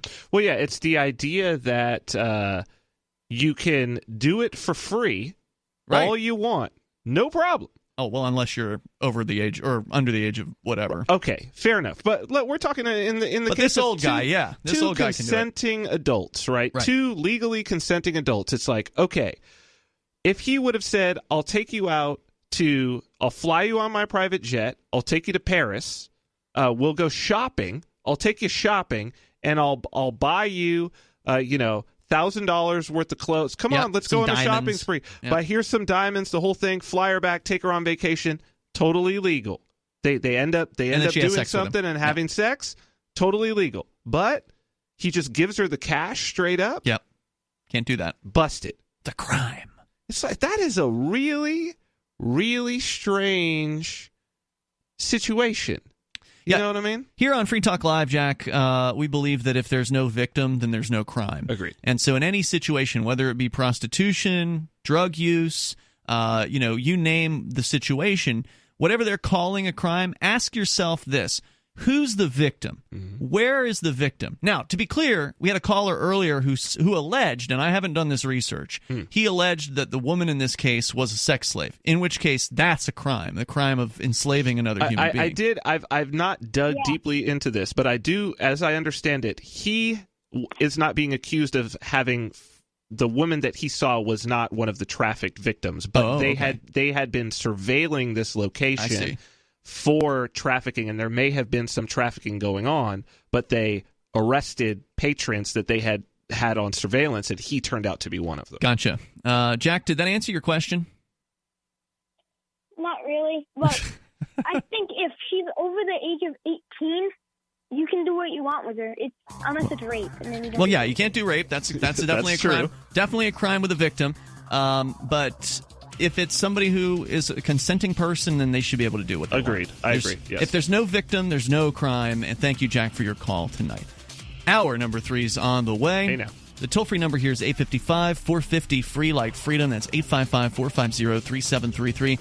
What of cell phone internet access? What has it brought to Cuba? We can talk. We have some good news. The indictments against Ross Ulbricht in the District of Maryland were dismissed with prejudice, meaning they can never be refiled. This is especially good because those indictments contain the only charge ever made that Ross engaged in murder for hire. This was a serious allegation that Ross Ulbricht denies. It was never prosecuted or ruled on by a jury, but was trumpeted by the federal government and the media as if it were proven fact. The Maryland court held these indictments for almost 5 years, poisoning Ross's case and leaving him under a cloud of unproven allegations. As explained in Ross's appeal to the Supreme Court, the fact that the judge used these allegations to give Ross a draconian sentence of double life without parole violated his Sixth Amendment right to a jury trial. Judges are required to issue sentences based on convictions decided by a jury, not unproven allegations never even charged at trial. Although this is a positive development, the dropped indictment will not set Ross free. Now, a presidential pardon is Ross's only hope of freedom. Sign the petition at freeross.org.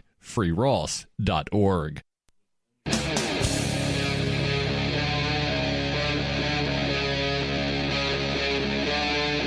Free Talk Live.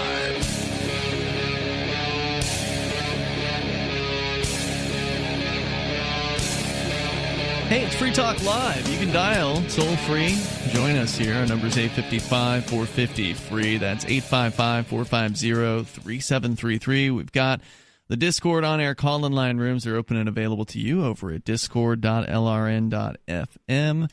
And it's Ian in the studio here. And Vin. We're going to go to that Discord server with Ratspeed on the line. Ratspeed, where are you calling from?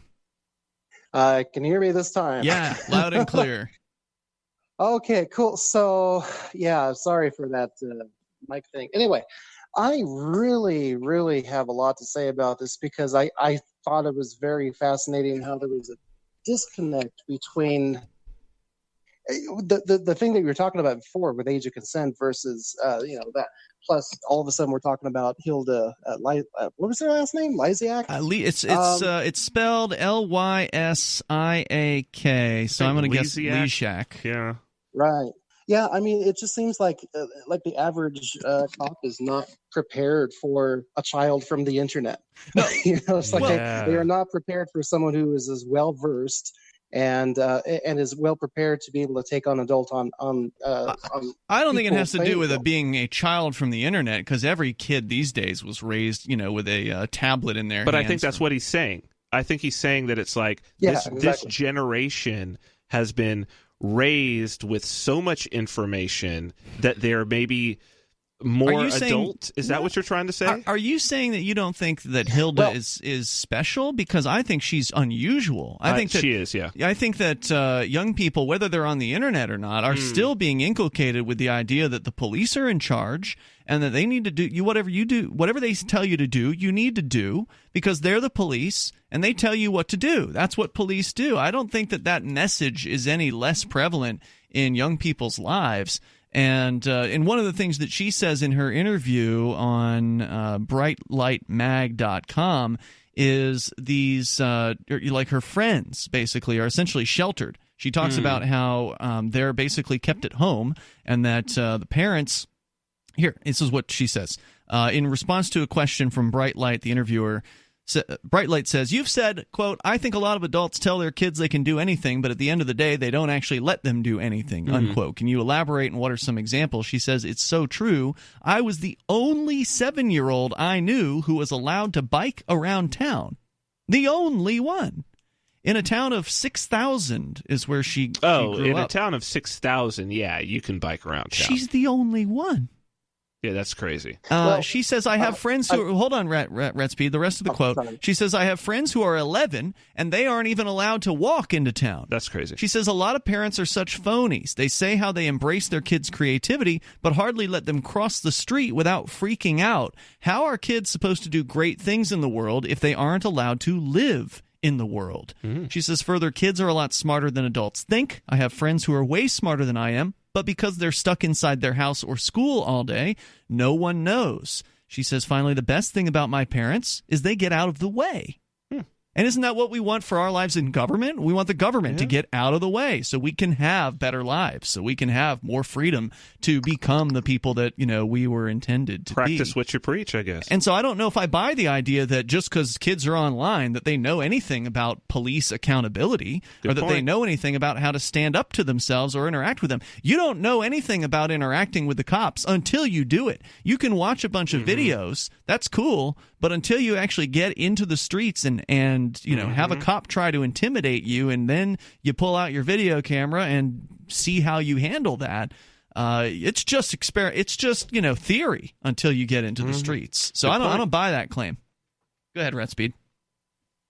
Well, going back to the question that you asked, which is she special or not? It depends on what you're asking about. When you say special, you're saying that she has some kind of innate ability to do this, or like you just said, is it just simply that people are getting out of the way? So, I mean, we have a global platform which enables people to grow faster than ever before and learn information and have access to information and be treated as equals, so long as you don't have this prejudice that someone who's younger can't or won't or, is unable to do these kind of things, right? So the problem is that you're receiving so much resistance from legacy culture, from people who did not grow up online. And so here's the thing about is, yes, it has something to do about parenting and just basically parenting being, getting out of the way and allowing someone to grow at their own pace.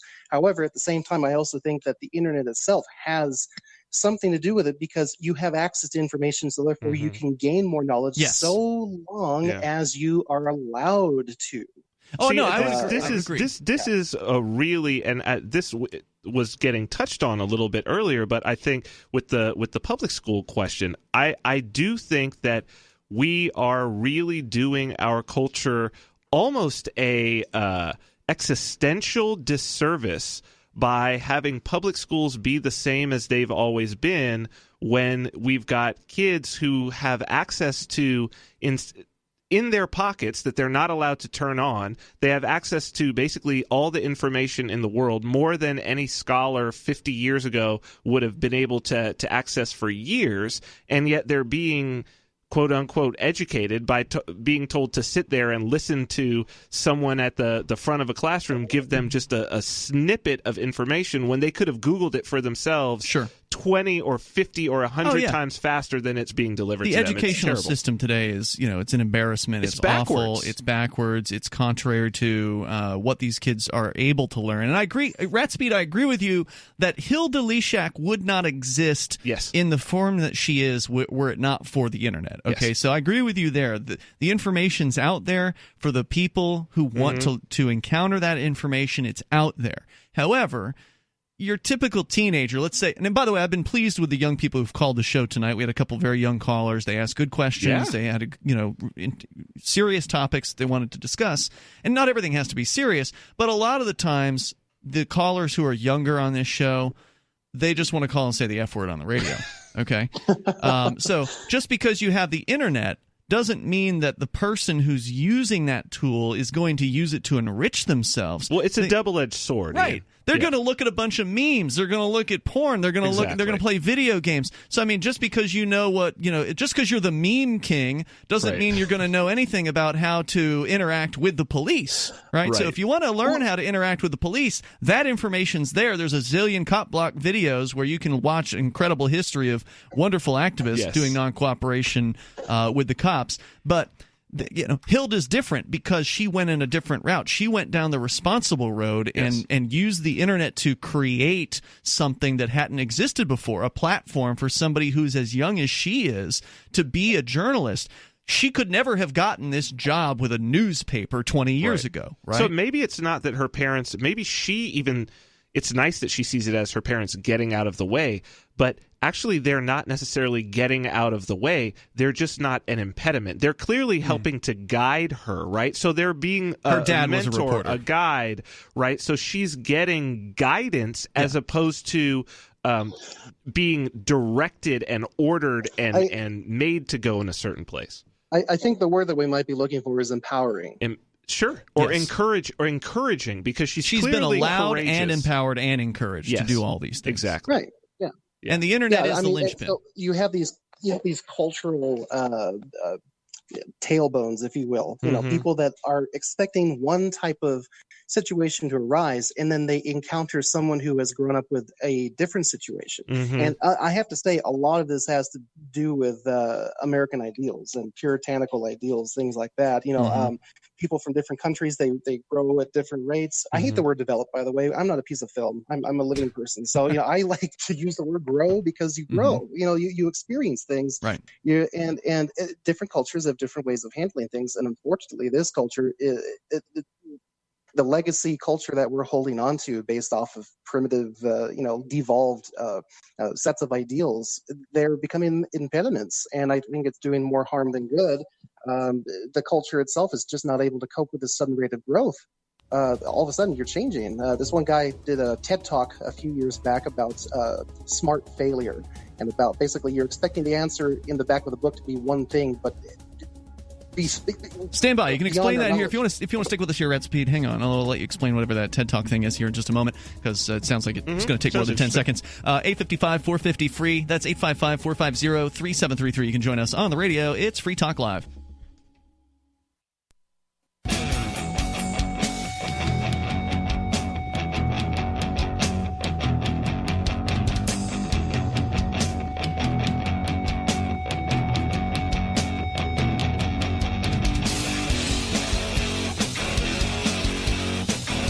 It's Free Talk Live. You may dial toll-free here. We're talking about being young today in the world of the internet, where knowledge of all sorts, including false information, is at your fingertips in a way that it has never been in past decades. And what that allows people to do. Yeah, it can allow them to just screw off and do what kids have done forever, which is, nothing important. Or it can allow you to break into a world that you've never, in previous generations would never have been able to do, like Hilda Lee Shaq. She's 12 years old, started doing journalism at age 8 in her hometown in Pennsylvania, and has been doing so since. Made headlines this week for being confronted by a police officer in Arizona. Got some really interesting video of that we played the audio from earlier tonight. We've got Rat Speed on the line with us. We're going to continue this discussion about, what's different now, because if young people are allowed to grow, and that's the term that I agree that Rat Speed used earlier, if they're allowed to grow up in the way that they want, instead of being forced into this mold, this one-size-fits-all mold that, you got to get your high school degree, you got to get your college degree, you got to get a job, and then you'll retire and, have some kids. And, there's this sort of typical path that people have for generations been strongly encouraged to go down. And she's been able to break off of that path because her parents didn't force her to do the typical, teenage kid or little kid role of just playing with your toys until you're old enough to, do whatever it is that teenagers do when they don't work, which is screw off. Yep. And she started working at age 8, trying to break the news in her hometown, and apparently successfully actually breaking some stories. Which I think, honestly, any 8-year-olds are hype to do stuff like that. If you're like, hey, you want to write some news stories? You like news? You want to write some news stories? 8-year-olds are like, heck yeah, I want to do that. It's just up to you to keep them interested and like excited about it. And if you do that, of course they will. Well, if you allow them to continue, then they'll probably stay excited about it, as opposed to telling them, no, you just need to, you need to stay safe. You need to stay at home all day. She's saying her friends are forced to stay home. They're not allowed to even get on their bicycle and bike into town. They're not allowed to even walk into town at age 11, some of her other friends, and she's the only one who has the ability to have some, they call it free-range kids. There's Lenore Skenazy made a big, real popular blog about this. It wouldn't surprise me if I went to her blog and found this story there. I haven't been there recently. But let's bring Ratspeed back on the line here. Ratspeed, you're back on. You were going to tell us something about a TED Talk. Go ahead. Yeah, there's 3 different ones. I won't go into all of them, but I will mention their names. The first one was Sir Ken Robinson. He talked about old paradigms of education and how it's stifling creativity, right? Everyone's basically being treated like a machine. You have to go to school at the same age. If you don't conform, you're not going to succeed, that kind of stuff. He's always talked about that. And then that got into Salman Khan from Khan Academy. And he's basically talking about breaking through those paradigms by allowing people to use the internet as like a one world classroom and be able to learn at your own pace, right? Sure. And so then Eddie Obeng, he talked about smart failure. He was particularly talking about it in the corporate environment, but it also applies to growing up and having an education and having empowerment and abilities. People are afraid of failure. And in the workplace, they're afraid of getting fired. So you tell them to be creative and try new things and use this new internet thing that we have. And people are afraid of that. So they end up using their old thought patterns instead of the new ones. They're afraid of failure. So when it comes to kids, when it comes to young people, people are afraid of them failing. They're afraid of them hurting themselves. They're afraid of them getting into trouble or just not. And so that's the problem, is that the culture and thus the people that are trying to supposedly raise children to be successful adults they're not, because unless you have an open mind, unless you have the knowledge, the understanding of the internet, and just having an open mind and having the right attitude toward parenting, to have an authoritative, in other words, someone not authoritarian where you're, it's like, you can't do this, you can't do that, but someone who gives those abilities, gives those opportunities. Well, the ability to fail and learn from failure is that's what life is about. Well, you have to fail, right? You have to, and so the mentality of these parents or educators or politicians or whoever it is we're talking about that promulgates this concept of be afraid of failure, right? Be afraid. It's fear-based mentality, number one, which is not a good. Be afraid in general, right? Just be afraid being in a place of fear that goes on is not a place from which you can grow.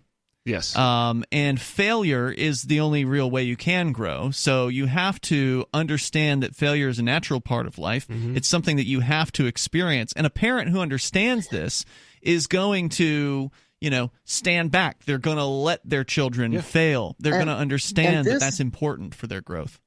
And this affects laws. This affects legal liabilities. There are laws in place that actually punish adults from being allowed to give people who are young better opportunities. Like, for instance, most banks, most major banks at least, won't even allow you to open up a bank account on your own. You have to go through your parents, and you have to make sure that they watch after your money, and you're not allowed to touch it. Meanwhile, you have a bunch of young people, artists in particular, who want to open up a PayPal account so that way they can take commissions, or so that they can do all these things, and they're not allowed to. So this is new.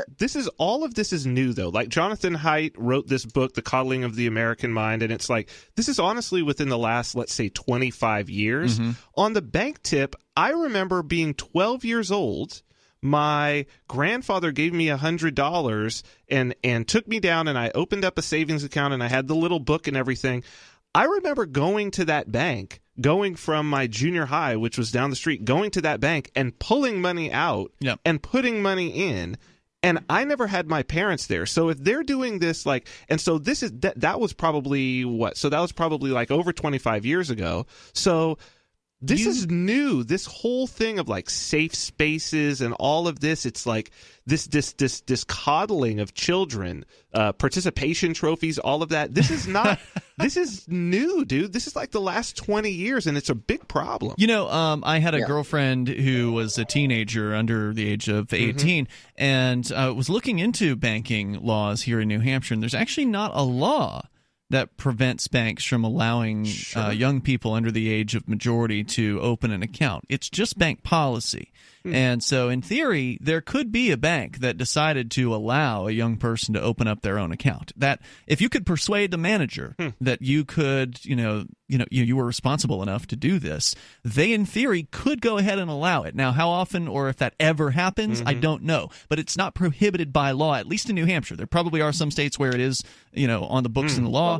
But in theory, that could happen. And in your case, Vin, it may have been that it was part of the account where you just needed your mom to open it, but you may have had access to I don't even withdrawal. know that I needed. See, this was like an older. It eventually got bought by Bank of America. I think under these big corporate banks, they just don't want the liability, I'm sure. But back in the day, I think it could probably have happened. Rat Speed, good call. Thanks for sharing your thoughts here with us tonight. The toll-free number is 855-450-FREE. That's 855-450-3733. Whatever you want to talk about goes here. It's open phones as it always is on Free Talk Live. The live Saturday edition continues. Are you a cryptocurrency advocate? The Crypto Tip is the ideal outreach tool to help new people discover cryptocurrency. It's a printable business card-sized tip that you can give to service providers, preferably in addition to a good cash tip. When the server scans the QR code, it'll bring up an explanation of cryptocurrency, how to install a wallet, and allow them to claim the tip. If they don't claim the crypto, you get your tip refunded to you after a time period you specify. Plus, if they do claim the tip, you get an email alert. Create as many tips as you want at cryptotip.org. That's cryptotip.org. It's Free Talk Live Saturday edition. You may dial in toll free to bring up whatever you want. 855-450-FREE. Whether it's kind of this conversation we've been having generally about young people, what was sparked off by the 12-year-old reporter Hilda Lee Shaq, who has been confronted by an authoritarian, intimidating cop who failed miserably at intimidating. Epic fail. Yeah, at intimidating the young journalist. And that led to a sort of a larger conversation about ageism. And in fact, she's got an article about that I think is worth sharing. If we get the chance, we'll do that. And just being a young person in the internet age, and also at the same time in the age of overprotective helicopter parents who just seem to never let go, and having all these ridiculous things like the participation trophies that you mentioned earlier. In fact, they even did you see the Millennial Monopoly thing when that hit? Late last year in like the Christmas season, apparently it was a Walmart exclusive. Parker Brothers or whoever it is, Hasbro actually owns it now. Parker Brothers is gone. It's one of those brands that Hasbro swallowed up. Anyway, so Hasbro owns it now, and they came out with Millennial Monopoly, and on the cover, it's like the Mr. Monopoly, Mr. Moneybags or whatever, kind of like done up as though he's like got all these millennial trappings. He's got like a cup of coffee. Funny. He's got like some shades. He's got a pair of headphones in, and he's got a participation trophy on his lapel. Wow. And like they just rake millennials over the coals in this game, and it's just it's hilarious. I've never played the game, but I watched one of the unboxings of it just to see what was in there, and they skewered the millennials, and it was really funny too, because the millennials that they were kind of targeting, like obviously some people have a good sense of humor and they're like, this is hilarious. Well, they were triggered.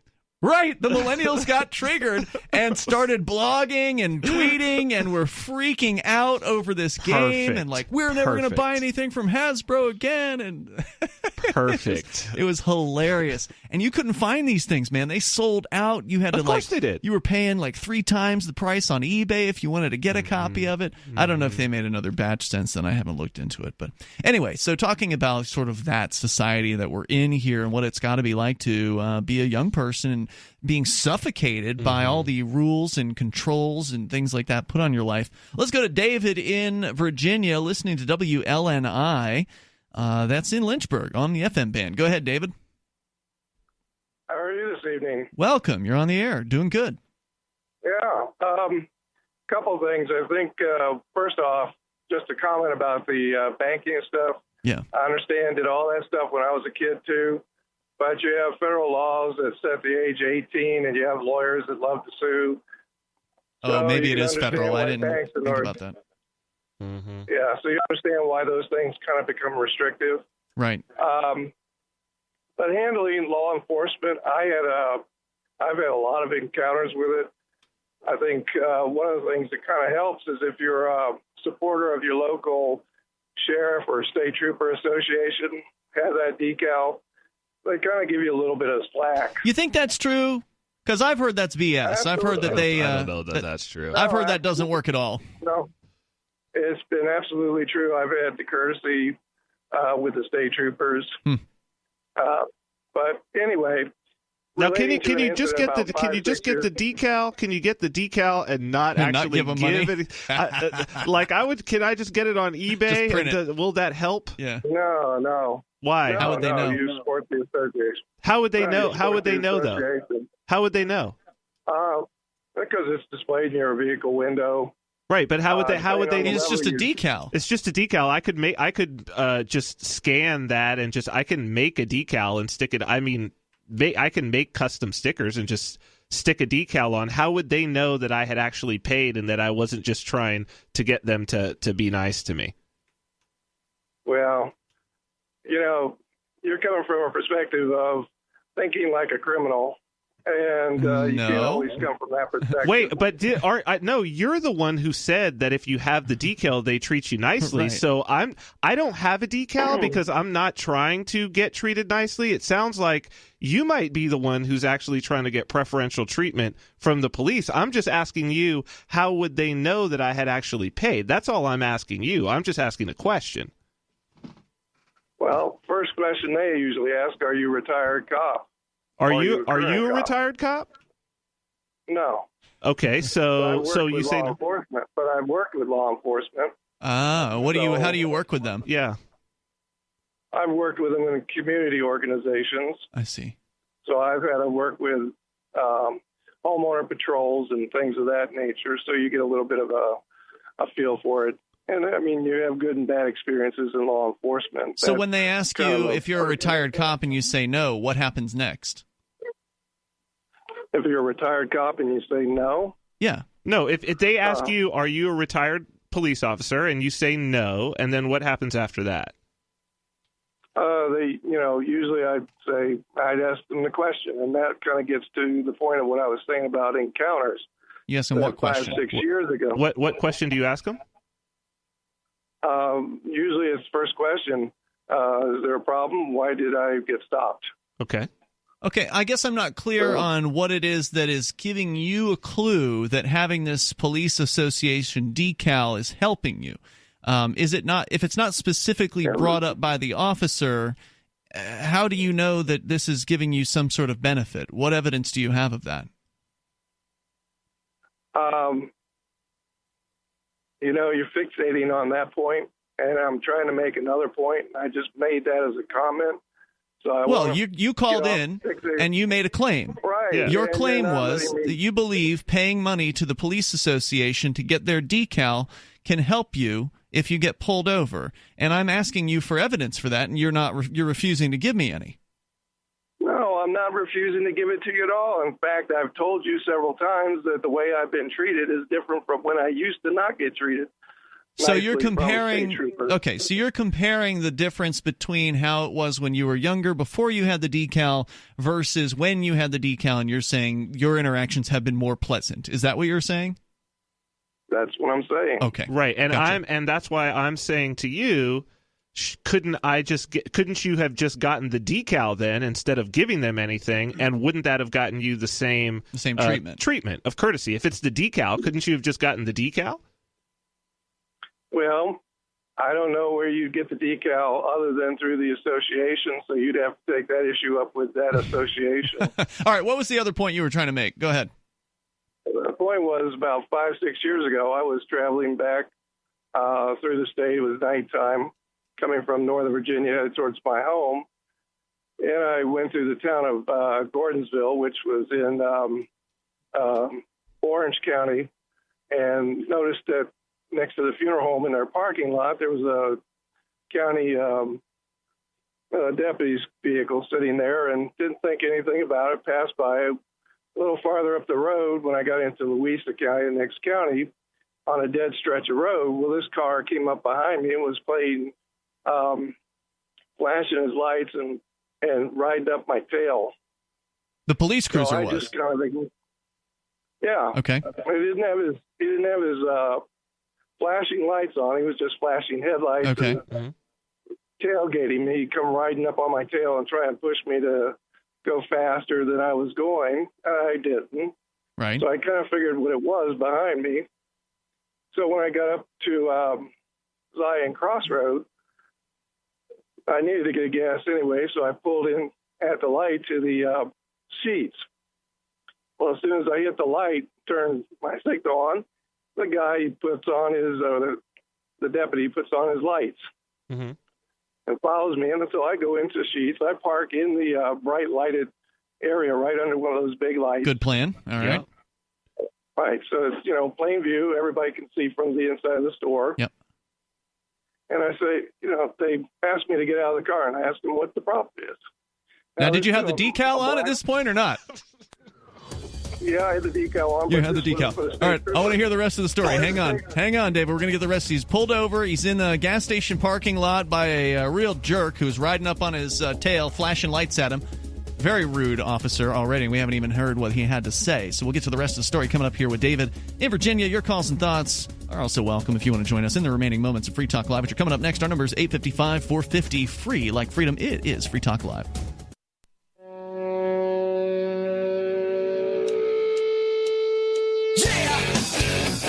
It's Free Talk Live. Moments remain. Maybe enough time to get you in if you're already on the lines. If not, I doubt we'll be able to get you on. So if you're already on, we'll do our best to get you in here. If we don't, though, if you don't get on tonight, well, there's always tomorrow night because we do this thing 7 nights per week. So you can join us online over at freetalklive.com. And you know what? If you're time challenged, it's hard to listen to a whole 2-3 hours of talk radio every single day. I don't have time for that. Thanks to the people who do, but not everybody does. We've now got video clips thanks to Eric Freerock, former cop blocker. We got him out of retirement. He's doing he's taking our video feeds and editing, putting some images in them and making them more interesting, so right? Because it's boring just sitting here watching us.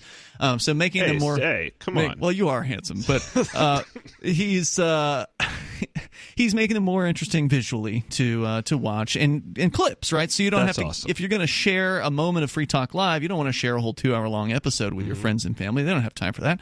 Share a clip from clips.freetalklive.com. You go to that URL; it'll take you to Eric's YouTube channel, which is called Liberty Bits. And he's doing like 2 or 3 clips per day from like the previous shows of Free Talk Live. So, maybe you heard us talking about something and you wanted to share that out. There's a good chance there's a video clip of it. So just share that clip. Also, if you're following us on social media, including Twitter, Mastodon, and Telegram, those clips from YouTube are being posted there. So links are being posted to those places automatically. So if you're on Twitter at twitter.freetalklive.com, if you're on Mastodon at toot.freetalklive.com, telegram.freetalklive.com, all 3 of those platforms, Facebook, all 3 of those platforms, you will be able to know when the clips are out and easily share them to your favorite social media. It's Ian and Vin here. Vin, you've got a show as well. It's Destination Unknown. That's right. What is it? It is what do we say? 2 guys, 2 bottles of wine, 2 hours, and too much mysterious stuff for just 1 episode. So per week. One episode per week. One episode per week. Easy to follow, easy to subscribe, easy to consume over on podcast and video. Y'all are doing videos. We do too, video, right? So youtube.com/Vin Armani. You can go to vinarmani.com or just search it on iTunes. Vin and Dave's Destination Unknown. Destination Unknown and vinarmani.com is the website. Yes. All right, so we got your calls here. Let's go back to David in Virginia, listening to WLNI in Lynchburg. David, you were saying you were getting pulled over, some cop was running up on you, tailgating you, flashing lights at you, but didn't have his blues and reds on until you started to pull in on your own to a gas station parking lot. Then he flips on the blues and reds, and that's where you left the story off. So continue, please. All right. And I want to make a distinction. There is a big distinction between a state trooper and your local county mountie. Your local county deputies basically run according to their sheriff and how he conducts his business. And so that can be, because they're politically elected officers, it can be very different. So anyway, there were two of them in the car. Hold on, are these stateies? I'm not clear. Who pulled you over? Was it state troopers or the counties? Counties. Okay, counties. Gotcha. County. Go ahead. Right. So the county guys pulled me out. Well, I pulled in the station. Yep. They pulled up behind me. And they had their lights, turned on me, and they asked me out of the car. And two of them got out, and they started asking questions. Did I have any weapons? Did I have any drugs? And there was two of them. One was black, one was white. So one was like a supervisor riding along with the other. And I started asking them questions. And I said, look, I asked them one question. I said, what county are you from? Because I knew the vehicle that had followed me came from the previous county. And when they told me they were from the next county up, that they had been back dropping a prisoner off at a regional jail, I was like, well, you're out of your jurisdiction. Yep. You have no reason to even stop me.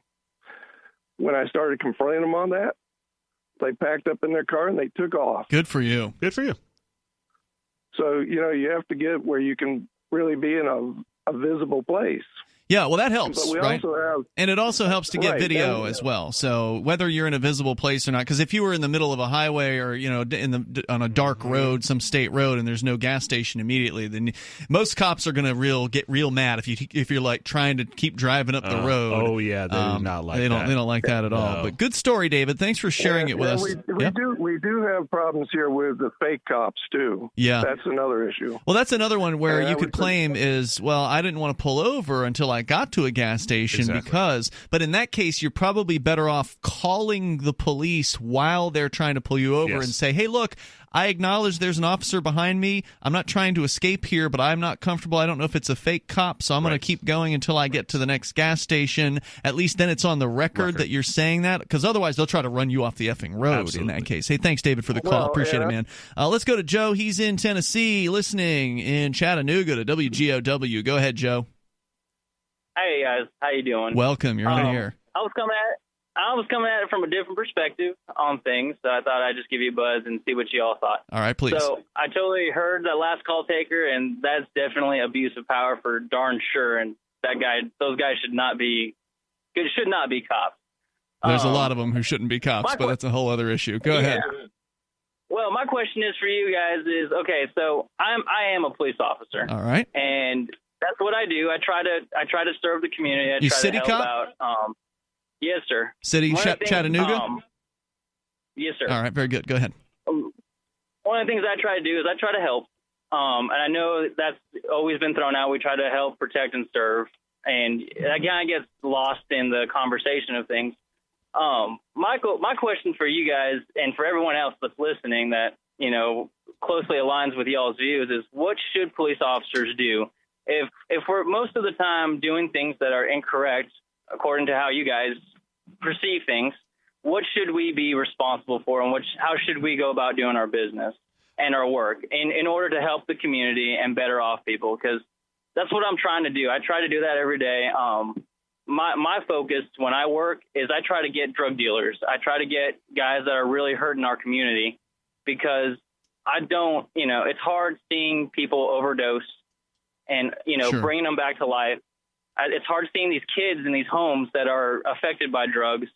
So that's my thing is I try to focus on, okay, these are drug dealers. These are guys that are trying to hurt families, Joe, I appreciate that. And are you a narcotics officer?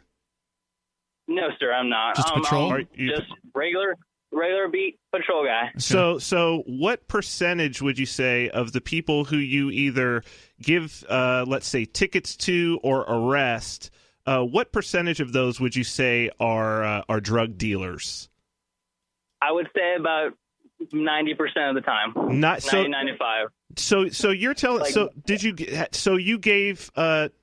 tickets this week? Did you give anybody a ticket this week or arrest anybody this week? Nope. No. Nope. I gave warnings. So far. Now there are situations that do call for tickets, depending on accidents. If people are, speeding 90 in this god-awful rain and wreck, like, for example, we had a DUI last night, wrecked into another car, totaled her car out. The driver, the two passengers went to the hospital, and, one for a broken femur.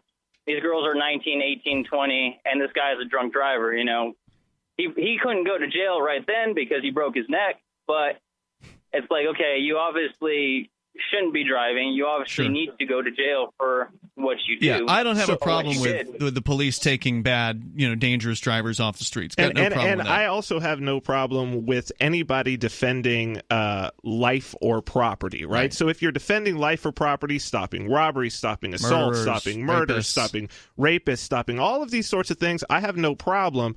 The situation is, though, you have to admit that if 95% of the negative interactions that you are having with the public, you are dealing with drug dealers, and you're not a narcotics officer, you are in the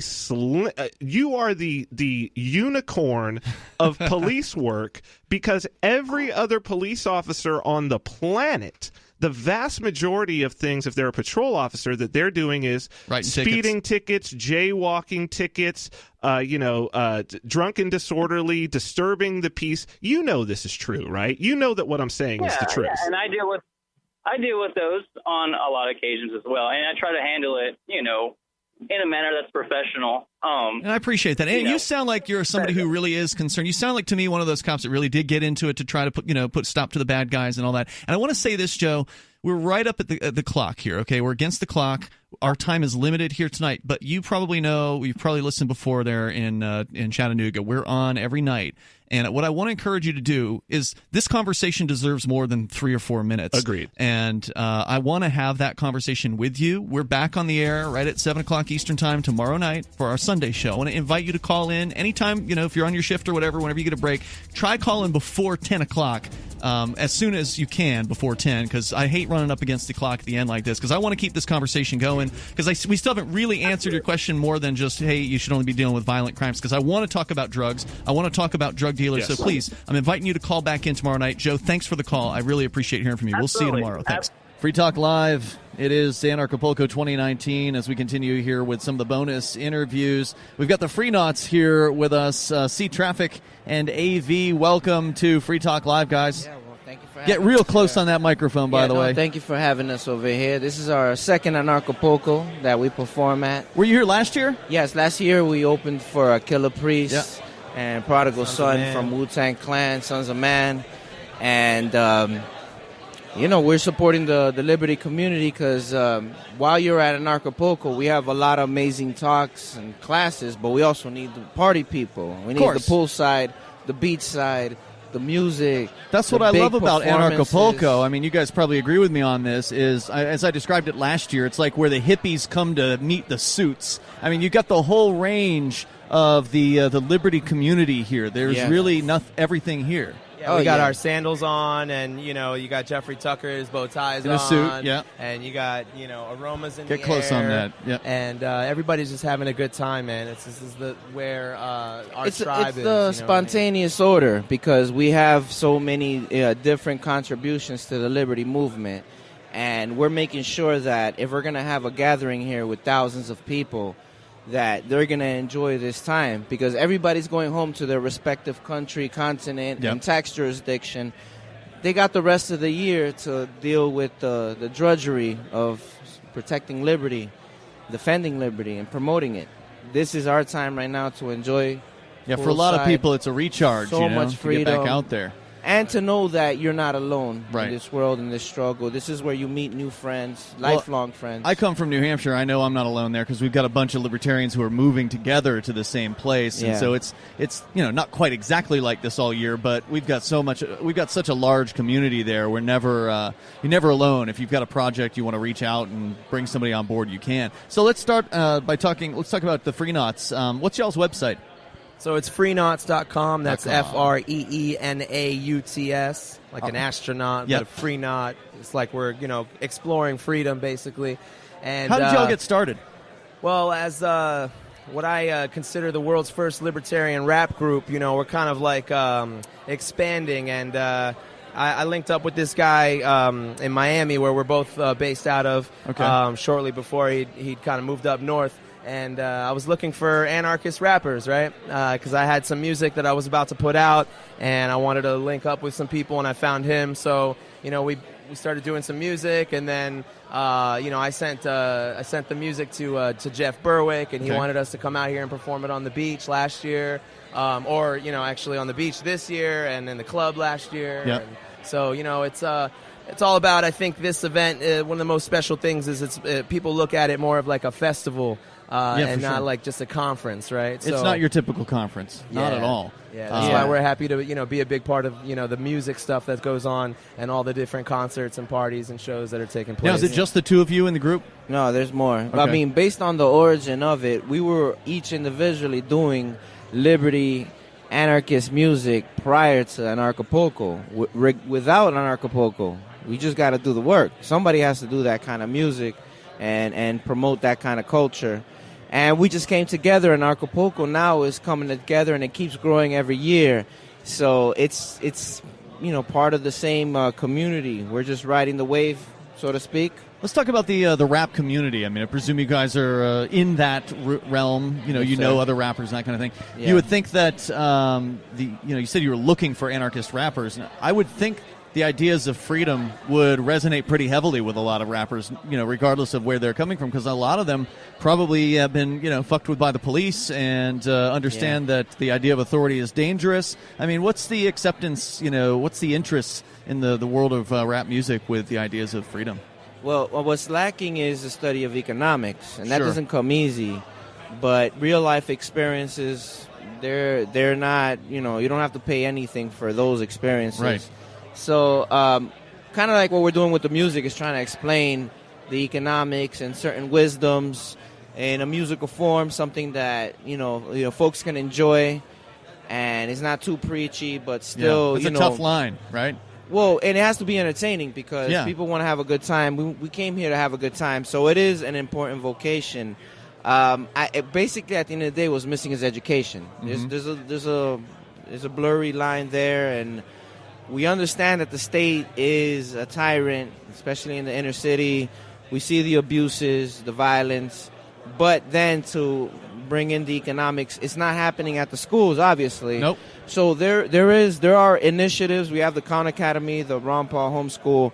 So there are initiatives where, if anything, we can do through our endeavors, our profits, our efforts. Maybe we can reinvest in schools that can compete with the state school, but have a different curriculum where they teach entrepreneurship and economics, and it'll be a better result. And I'm pretty sure that in the inner cities, parents will send their children to a better situation where it's teaching them to be leaders, creators, how to handle money, how to compound money, certain things that they can learn before the age of 13. They can be well-rounded. For sure. The state has dumbed us down so much that there is a lower expectation for what children can actually learn and grasp. But if there was more respect for the children, we can teach them more. So it's a lack of education, So I want to take it back a little further than if the music isn't, expressing the right ideas, it goes before they learned music. The education, the foundation is still it's in the hands of the state. It's been delegated to the state because it's cheaper that way. That's a responsibility. So parents then have to take back that responsibility and be conscious to the fact that I don't want to send my children to the state school. I don't even know if it's cheaper that way. I mean, the people who unschool say that it's way cheaper to unschool. Well, if you compare if you don't factor the tax, if you're a property owner, they're still going to take your taxes. But Well, that's you're right. true. You're right about that. I mean, But if you compare the amount you're spending on taxes to what it would cost to actually unschool a child, it's much, much lower because there's really no overhead to unschooling. Just get them out of the system, let them learn for themselves. That's what Mark's been doing with well, I guess they're more directed, but homeschooling, unschooling, they're two kind of different approaches. Yeah. They're very, very good stuff. So you guys obviously love this event. Yes. It's a great event. I've had the pleasure of being at 3 of them. This is my 3rd. And it's fun to watch this thing grow. As I describe this one, as it feels just like where we left off last year, and that last year just got a little bit bigger. So there's just more people at last year's event. It feels just like it. The vibe's exactly the same. Continue, and it's a lot of a new crowd here too. A lot of new timers, a lot of new faces. I've been talking. It keeps growing. Right, because I like to ask somebody when I'm talking with them, "Is this your first time here?" And almost everybody I've talked to, it's their first time. They probably saw the videos from last year and.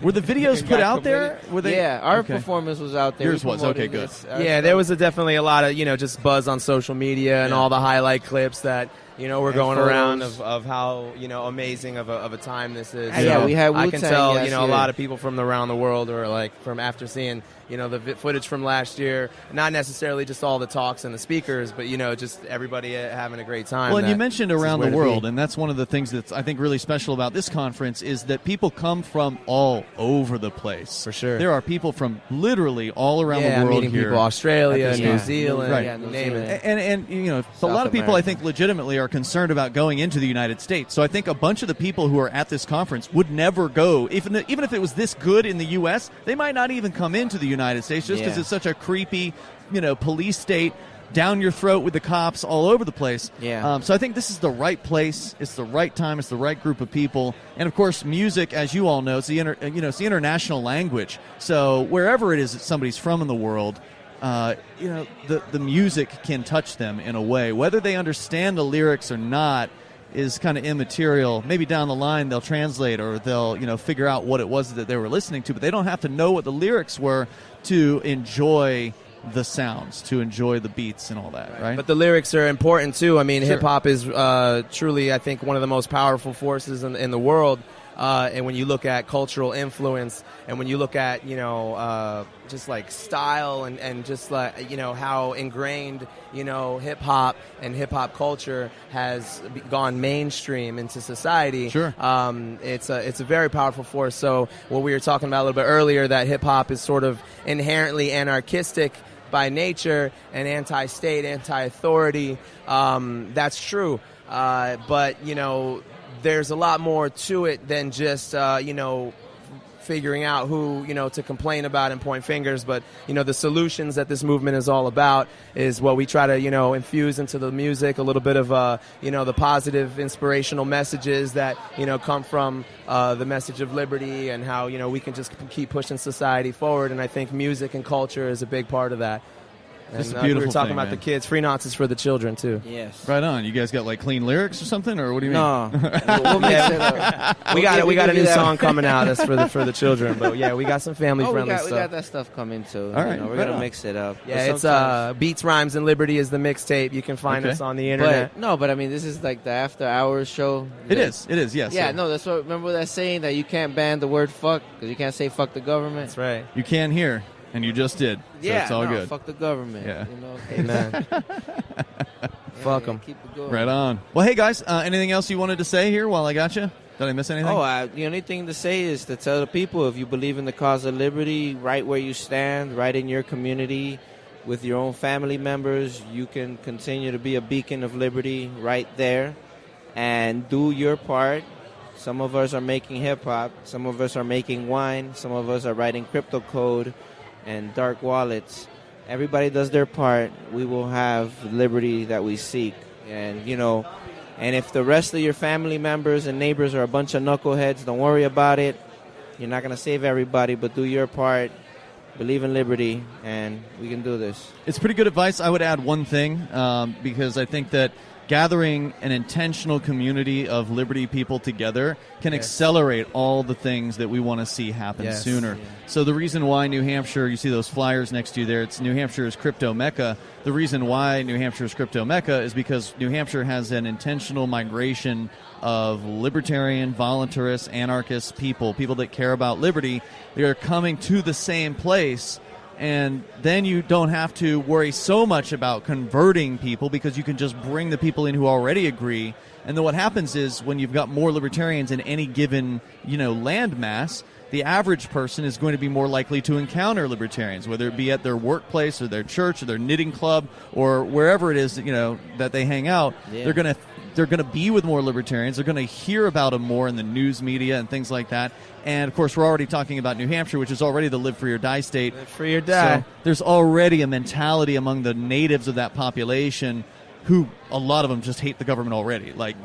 Before we got there. One of the reasons New Hampshire was chosen was because of the attitude of many of the people there. So it's a beautiful thing. No, we're big fans of the Free State Project. We've been following you guys for a long time. I think we're actually about to go interview Matt Phillips in a little bit. Great. That'll be excellent. Yeah, man, we'll try to get up to Pork Fest one of these days, too. We've been meaning to do that. Well, if you go to Pork Fest, remember the 5 days before Pork Fest is Fork Fest. Oh, okay. Which is the decentralized alternative. I like that. To Fork Fest. It's a little smaller. Decentralize all the things. Yeah, it's smaller, but there's no board of directors, there's no organizers. So it's like if you want to throw a rap concert, you got to throw your own rap concert. You don't have to ask anyone's permission. You just get the campsite, bring your amplifiers, and fucking go to town. Freedom.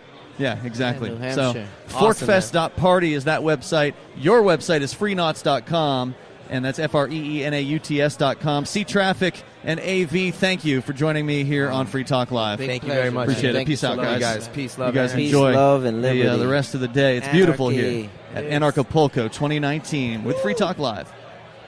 There are basically two types of advertising, direct response and branding. Radio's great for direct response with its low cost to listener ratio, but audio can't be beat for branding, which is a longer-term endeavor. You want to be the first thing that someone thinks of when they think about your product or service. If you have a local business that you want kept top of mind in your community, call the station. If you need national reach, Free Talk Live's got around 200 radio stations, millions of monthly listening sessions, can suit all budgets, and if we don't think we're right for you, we'll tell you. Email me, mark@freetalklive.com.